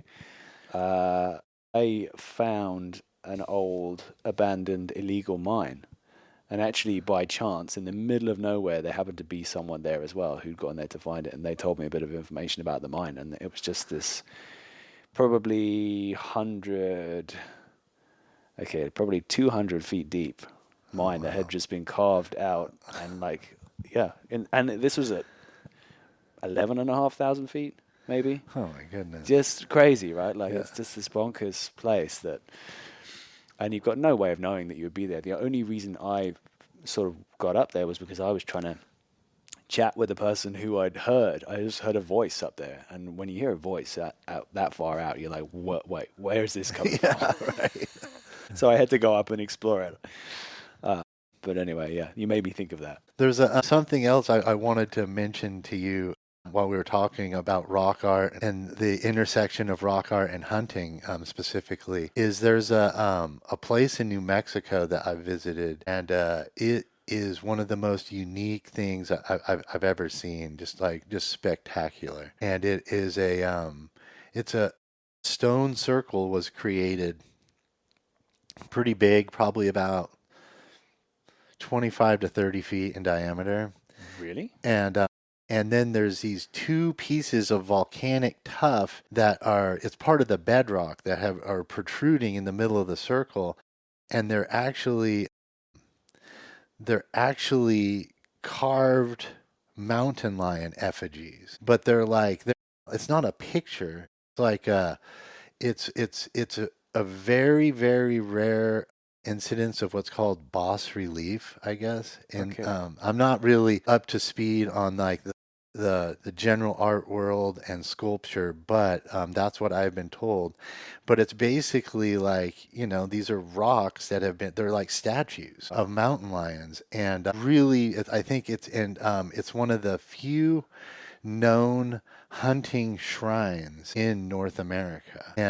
And some of the pueblos that still live in that area still go there, I believe, to acquire hunting, an advantage in hunting, as ceremonial thing beforehand. And that place, like one of the things that I really love about getting out there is you can just feel the presence of this energy or this power, or you feel it. It's very hard to describe with words, but it's a very real feeling. And a lot of these places I feel like are not coincidental. They were chosen because they are places with these spectacular vistas, or like, something. There is some magic or power there. Spiritual. Yeah, that's palpable. And even, after all these years, and those are the places that those are the best. And they're usually, for myself, and they're usually blood, sweat, and tears. Like, they're not going to be like super just pull into some pull out and it's right there. But the easy stuff is the stuff that gets vandalized too, because vandals tend to not, do diligent research and put out a lot of effort to go and vandalize. It's more of like a haphazard like thing they do if they stumble across something. Okay, yeah, it's they're not like really committed to the cause of vandalism. Yeah, They're not going to I travel mean, like 10 miles into the back country just to there may be vandalize. some, but like I feel like they're probably. I hope that they're pretty few and far between. But yeah, it's that's where you really. It's like the minimum of disturbance and just the you can feel the presence there of it's like it hasn't changed much Yeah. over hundred centuries and millennia. It's like very much the same, and for whatever reason those spots are, that they appeal to humans to want to spend time in for whatever Hmm. reason. It makes us feel good to be there. And so we put significance on that experience. But Maybe this place that you told me about with the mountain lions might be it, but I guess I had a question here, which you've kind of already answered in a way, but what's the kind of most spiritual place that you've been to? Like, how would you say, like, where you've been there and you're like, because you've said there are many places you experience this connection, but is there a place in particular that springs to mind that you're like, this was the place that really got me? yeah, I think it's that place I was telling you about earlier that I camped. Or we Yes. camped a lot with my father, and I Okay. stayed at that ranch, and Yeah. and then when I came back there with my family, it just really like was such a full circle moment. And then a couple years after that, we when I had gone there with my father, we kind of stayed in the front, not the wayfront country, but we were like probably about 3 miles in. We actually poached. This is kind of a funny story. We would camp out in this cave that. And I don't know if it was just a legend that had little or no truth in it or merit, but it was referred to as Geronimo's cave, and Geronimo definitely hung out in that specific canyon for a while, and it wasn't like an ancient cliff dwelling from like 700 years ago. It was like it would have been contemporary with Geronimo. And Okay. so it was like a very small cave that you had to it was a little bit hard to get up to, but and it had like an adobe brick wall covering the front, and it had actually rifle ports in it. Oh. So it was modern, but you could defend yourself there. And then and then when you get in the cave, it actually had this chimney. So you could have a fire in the cave and not get smoked out, and it would like go up. And the legend was that Geronimo was a smaller fella, and that he would keep his horse up on the mesa, and then if he saw anyone coming for him in the canyon, he would climb up through the chimney, and then he'd be gone, because you couldn't get a horse up that cliff to the mesa above. So we used to camp out in there, it was an off limits area to camp. Okay. And Okay. my dad and my uncle and me would hang out in there and camp in there. And there was this cool they were like hardcore hippies, long hair, big beards, and just like there was a really cool ranger who patrolled that canyon. I remember seeing him on the trail one time, and he let us know. He's like, I know you guys are all camped out there in Geronimo's cave, but he's like, it's cool. I know you guys will like, aren't gonna you're gonna respect it and treat it right. But he was also kind of letting us know that's like we're not fooling anyone. He knows what's going on. But Okay. but I've always wanted to go to make it up to that mesa, to go back there and to look for the top of the chimney, and to see if there's like a tree you could tie horses off, or if there's any merit to the legend from, like, I've seen the view from inside the cave. I kind of want to see it from up Yeah, above. definitely.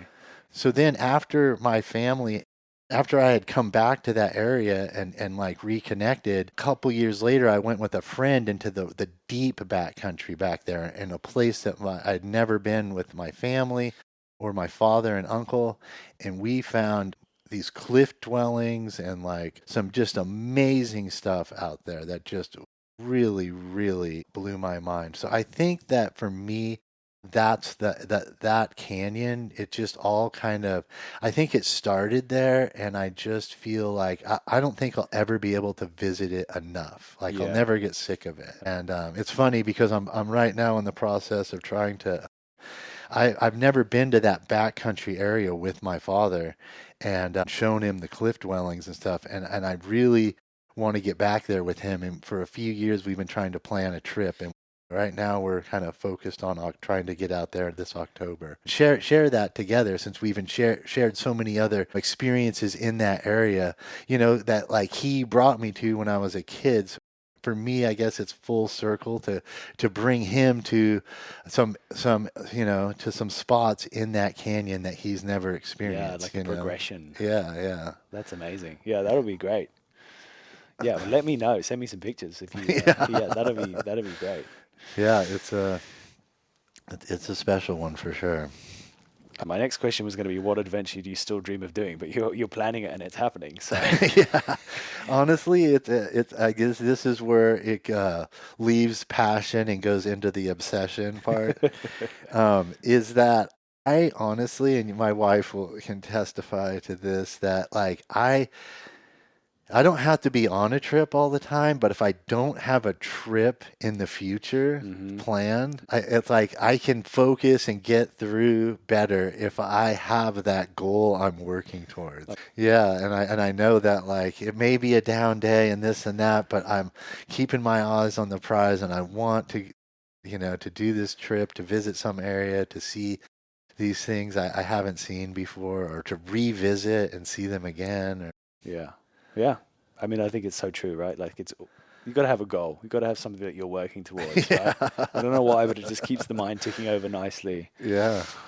I mean, that's how I function the best, at least. If I Right. don't have that, I feel kind of like I can get stuck in a rut with the day to day where I just feel like I'm spinning my wheels and I'm not moving towards something. Yeah, no, I'm just the same. So, I've got one thing I wanted to ask you about, if you're comfortable talking about it. That's, I guess, it's a barbed intro there. So, you posted something a while ago, and I think it was around about the time that we first met. I think it was actually at the Mushroom Festival last Yeah. year, right? William introduced us. And then I think it was around that time, I'm not sure if it was before or after that, but you posted something on your social which actually had quite an impact on me and changed something how I behave. But you had a bit of a close call with an accident with a car, right? You actually, I think you went off a bridge. Is that right? So, yeah, it wasn't off a bridge, but it was about maybe a 25-foot embankment down into a creek. And I haven't been I've been in a couple fender benders or minor accidents, but nothing like this. It was, she was truly, I could say without reservation, it was the most terrifying experience of my life. So what time of day was it that this happened? So it was Friday the 13th, December 13th of last year, and it was about 4:40, and it was raining torrentially, and the days are so short that time of year that with all the dark rain clouds and the rain, it wasn't dark yet, but the visibility, it was getting dark very quickly. Yeah.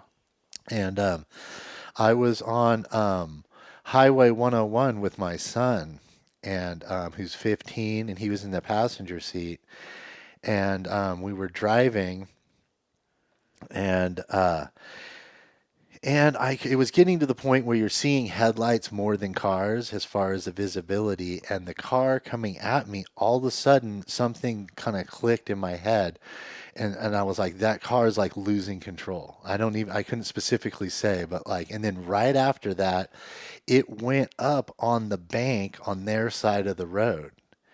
And it's just happening so fast. I mean, they're going like 55. I'm probably going 50, 55. And we're hurtling at each other. And then they go up on this bank, and they're still in front of me, and it's just happening fast. And then they roll back onto the road, onto the roof of their vehicle, and then that's coming at me on the left is them on their roof sliding across Highway 101, like right at us.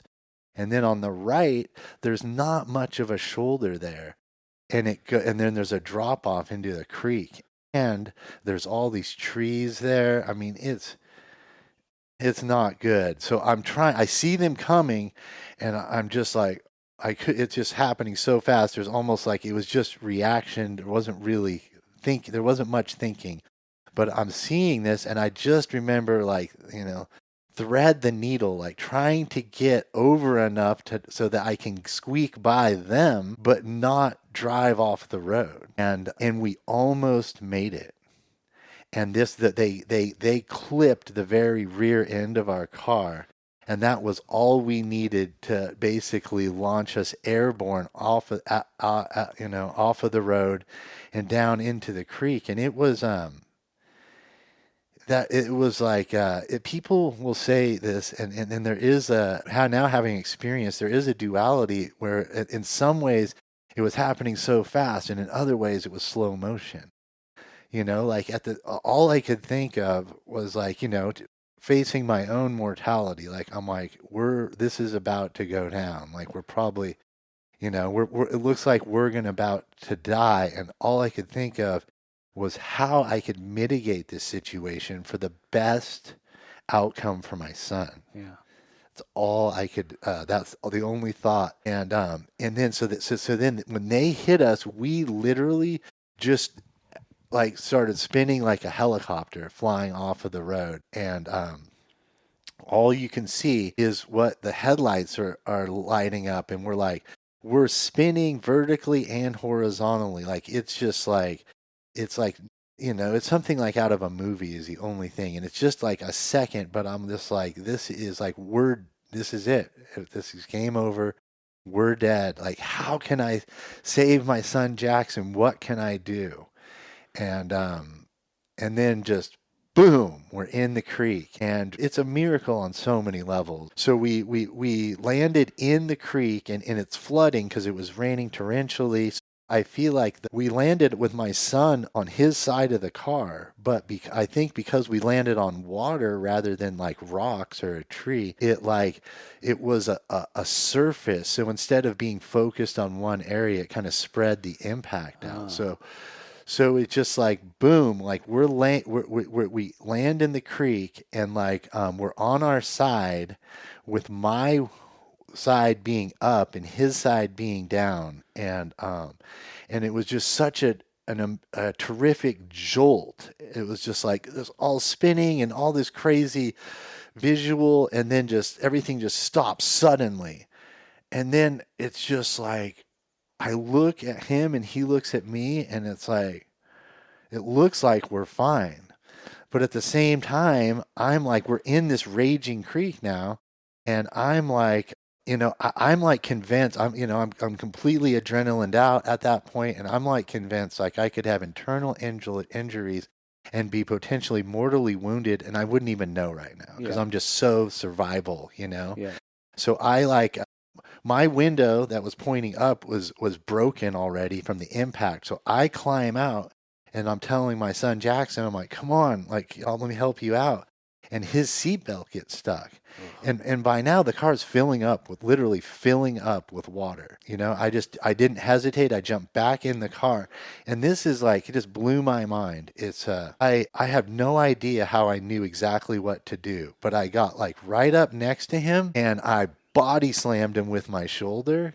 Because somehow intuitively, I knew that his seatbelt just needed some slack. It was like there was too much tension, so it wouldn't release. So I got next to him, I shouldered into him, and at the exact same time, with one hand, I pulled slack and released the button. And like his body compressing from me kind of shouldering him just gave me enough slack, and just first try, 1 second, just released it. Just boom, got him out. And within like literally by the time we get him out of the car is half full of water. And then I'm like, my glasses got knocked off. I can't see very well. So I'm like fumbling in the water trying to like find my glasses. And then all of a sudden the car just starts moving down the creek. Whoa. So I'm just like, okay, forget this. Just like, you just jump back, and And then we made our way up to Highway 101, and it was it's a miracle. I mean, we survived the collision.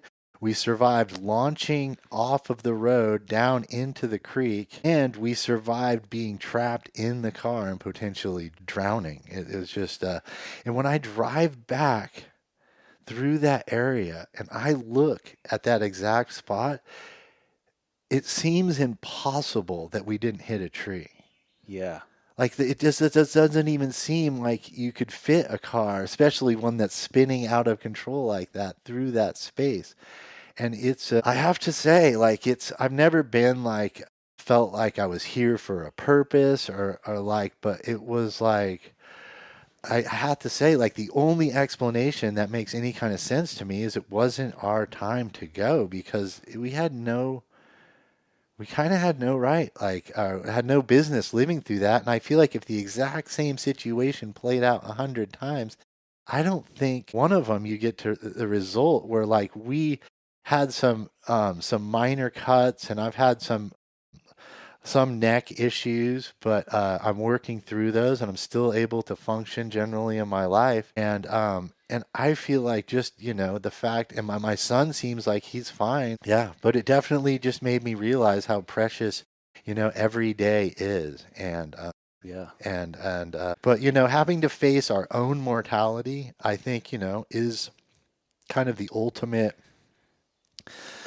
having to face our deepest fear. But Yeah. like to me, it went to a whole nother level when is that having to face my own mortality, but not my own, but also my son's at the same time. Like that was truly terrifying for me. It's just like the thought of like I wasn't even thinking of myself in the slightest. It was just somehow I just reverted into this mode where it was all about him, and I just had to do whatever I needed to do to make it okay for him. And like I was saying earlier, like I thought I was literally like after we got up to the road, I was so like adrenaline down. I didn't know if I was just going to collapse and like, Yeah. and die on the Gasp spot your or like last breath. whatever. But if I could get him up to the safety, then like, Yeah. then like that, then I had won, essentially. But like, yeah, it was, yeah,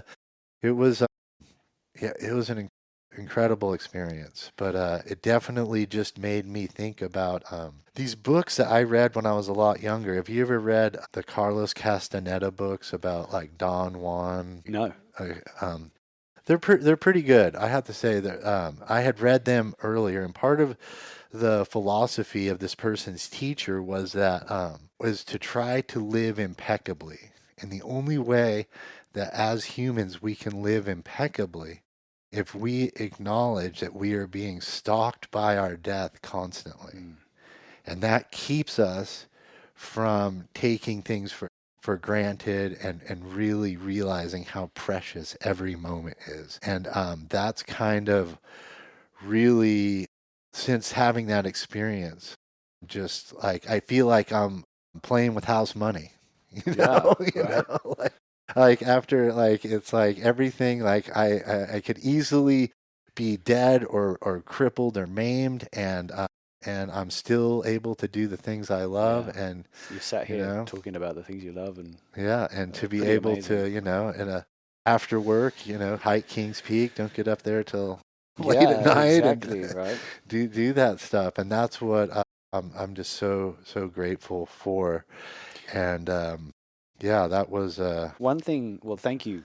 Thank you for sharing that story, because I mean, that was pretty remarkable an experience, which I hope I never have myself. But one thing you did say in that post was that you, and I actually then the next day went and bought the thing that you said to get, which is a window breaker. You can get these, I think this is what you said, right? You can get like a window smashing, like a very easy yeah, thing, which I think you carry on your keyring. I have one in each car now. yeah, this little sucker right here. Yeah, it's just a small thing that will impact and break glass. Yeah, it can impact spring-loaded window breaker there, and then cut the seatbelt with Yeah, this like right yeah. here. And it's a small thing, but yeah, I think it's good for everyone to know that, right? Anyone who's listening, just having that on your keychain, which is right in your car, that could make a big difference. Like, because if you're in the same situation, your windows are not broken and the doors are closed shut and you can't get Yeah. out, then again a different situation, a different eventuality, right?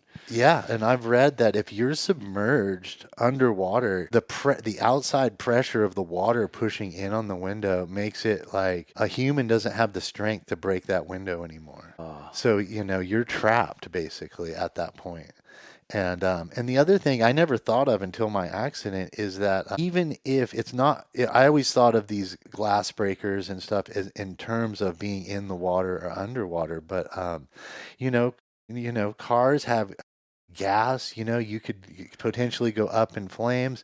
Or let's say you're just sitting in the middle of the road, trapped in a car on a blind corner where somebody can come ripping around, and then like you're okay for the moment until someone else hits you.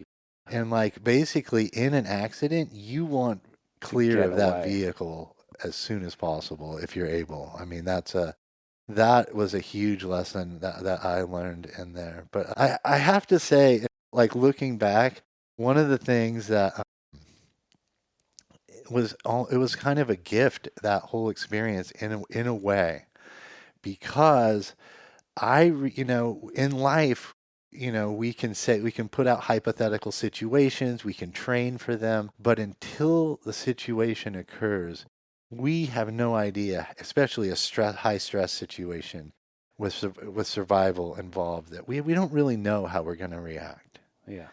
Yeah, And we can exactly. say we do this, or that, but until we're in that situation, what we think or say we'll do is it means nothing until we've proven it. In that situation, I feel like I was able to, when the chips were down in the most stressful, terrifying situation imaginable, I came through for my son. I don't even know if he'll remember, like, if he thinks about how he kind of, I feel like when I try to talk to him about it, he's a little blasé. And I think, the only thing I can think of is he probably has like some undue faith or confidence in me. Like, yeah, we crashed, you took care of it and got us out there. But like, I just realized I was given a gift to be able to shine in that moment when the chips were down, and for him to know that I would rescue him and took care of him and did the right thing for him. It's not a hypothetical. He's had that experience.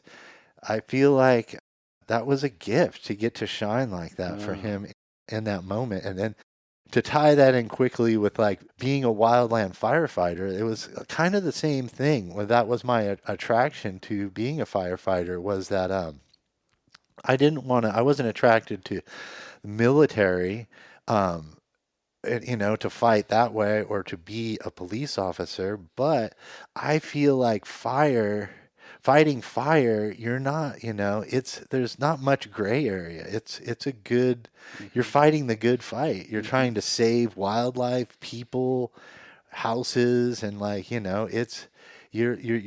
doing good things out there, and it's a way to test one's mettle of how you'll react in a life or death situation without like having to like be in a war where you're like, hurting, potentially killing or hurting other people. You're again, it seems to me, at least, it seems like there's no gray area. It's definitely the good fight. So it was something I could do to test my resolve when the chips were down, Mm. and that was kind of what drew me to it, and to when you live in a rural community and you live far from hospitals, and your neighbors are your closest resource. So I felt like by participating as a firefighter, that I was, I could be there for my neighbors and potentially making the neighborhood safer, that hopefully my efforts would inspire other people Yeah, to yeah, yeah. do the same thing and The greater and good. be there for me and my family. If you're down for it, I'd love to have you back on at some point.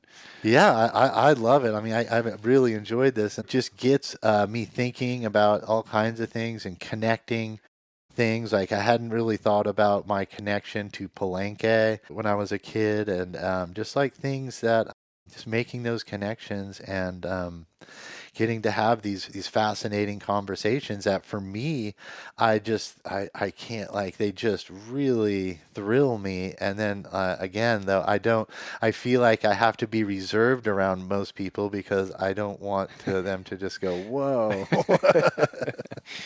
Well, that's all part of the fun, right? Like, well, thank you for making the trip over here. It was better doing it in person. It always is to be able to meet you and Yeah, yeah, hang out. hear your stories and like yeah, I feel like I've learned a bunch today. So There was one other thing that I had in my notes I just wanted to yeah, touch on real quick, and that okay, is, and I don't know if this has any basis, but part of what I think about just from when I look at rock art is it's such a permanent, this some of this stuff is like thousands of years old. Most of it is at least hundreds of years old, and sometimes I think of, is it as a time capsule or a message in a bottle? Like if I had a message for the future and I wanted it to be here to tell a story long after I'm gone, it seems like intuitively that would be the kind of the best way to do it. I mean, what's more permanent than stone? And like I have no idea if that's part of what the motivation for any of the panels I've ever witnessed are. But I can't help but think, I mean, for anybody from any culture or level of technology, I think that we associate stone with permanence, and yes, so I just wanted to throw that out yeah. there. There's a question which I was thinking about asking you before. Why not? Why not? Yeah, yeah, As we're keeping shoot. going, have you ever, as you're in these places, and I'm not talking about that specific place, but you've like built a good knowledge about what rocks are very suitable for holding engraving or various different types of rock art. Have you ever thought about making your own mark, telling your own story, or telling something which you think could be important for the future? I haven't specifically, uh, because I mean, I think now with, we assume the internet will be around and we can, something that we post could potentially be there for a long time. But But it is an assumption. yeah, but I have just messed around with like small rocks. I've experimented with how hard it is. Like some of these, like just concentric circles or spirals, like hacking and chiseling with stone tools onto stone. It's like I can't make anything that looks cool at all, man. It looks like a kindergartner with crayons that, like, I can kind of see something there. Like it definitely took some artistic skill and I assume a lot of practice, just because like some of these, particularly like a concentric circle where like there's no, like, in the gap between the rings is like there's no wide parts, like if I was to just draw with a pen and paper concentric rings of concentric circles going down into a bullseye, I would there would be like skinny areas and Yeah, fat yeah, yeah. areas and like some of this stuff, and to be able to do that with like a chisel or or peck it out with a stone, it's just the even sometimes like the silhouette of a bighorn sheep or something that seems like a simple design with drawing with the with working with the medium of stone and then these stone tools, it is just, I have nothing.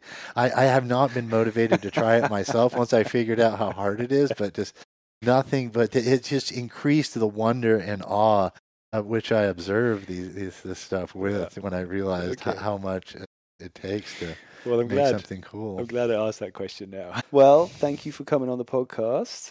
And I guess one thing we should ask is where can people find you? Like, where's the place? We mentioned it a bit at the beginning, but is there anywhere you want to send people, maybe either just to follow you and your adventures or good resources for people if they want to find out more? Yeah, I mean, so my Instagram is Gorilla Forager, and I that's probably the best way. There are a lot of good resources out there, but like The one thing I would like to throw out there is that I've been kind of just doing it solo, doing my own research, kind of like doing my own thing with it. And then last month, I actually went down to a conference in Central California about rock art and met all kinds of fascinating people who have academic careers of studying this and just like just absorbed so much knowledge and was able to go to visit places that are not open to the public, where you have to sign non-disclosure agreements that you won't post anything about it and all this stuff. But just to see some really pristine and amazing stuff. So I would just say the American Rock Art Research Association, or ARARA, they are just incredible. Like, I don't have an archaeological background. This is just a hobby passion for me, and everyone was so kind and took time to just share so much knowledge with me.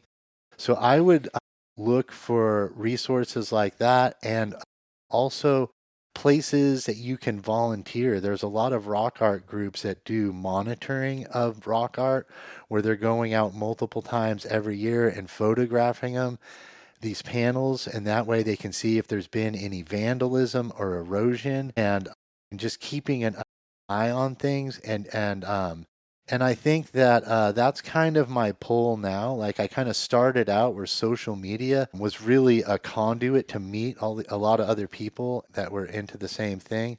But I think that I kind of want to be more involved in helping be a steward of some of these places, and being more involved, even if it means I have to keep them a secret. So I would encourage people to, like, and even if it's not rock art, but like a lot of organizations out there that like have meetings and conferences where they go over the stuff. It's such a great way to meet new people who are interested in the same thing, and I think that I couldn't recommend it enough. Superb. Well, hopefully this is not the last chat. We can have another one in the future. But thanks, Tony. All right, thank you. Like I said, I really have enjoyed this and appreciate you reaching out, inviting me on. Well, until next time.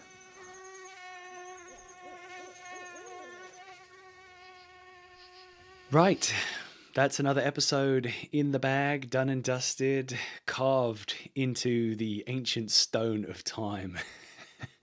Once again, a huge thank you to Tony. It was great that he drove over and we got to share some stories and have a good old chit chat.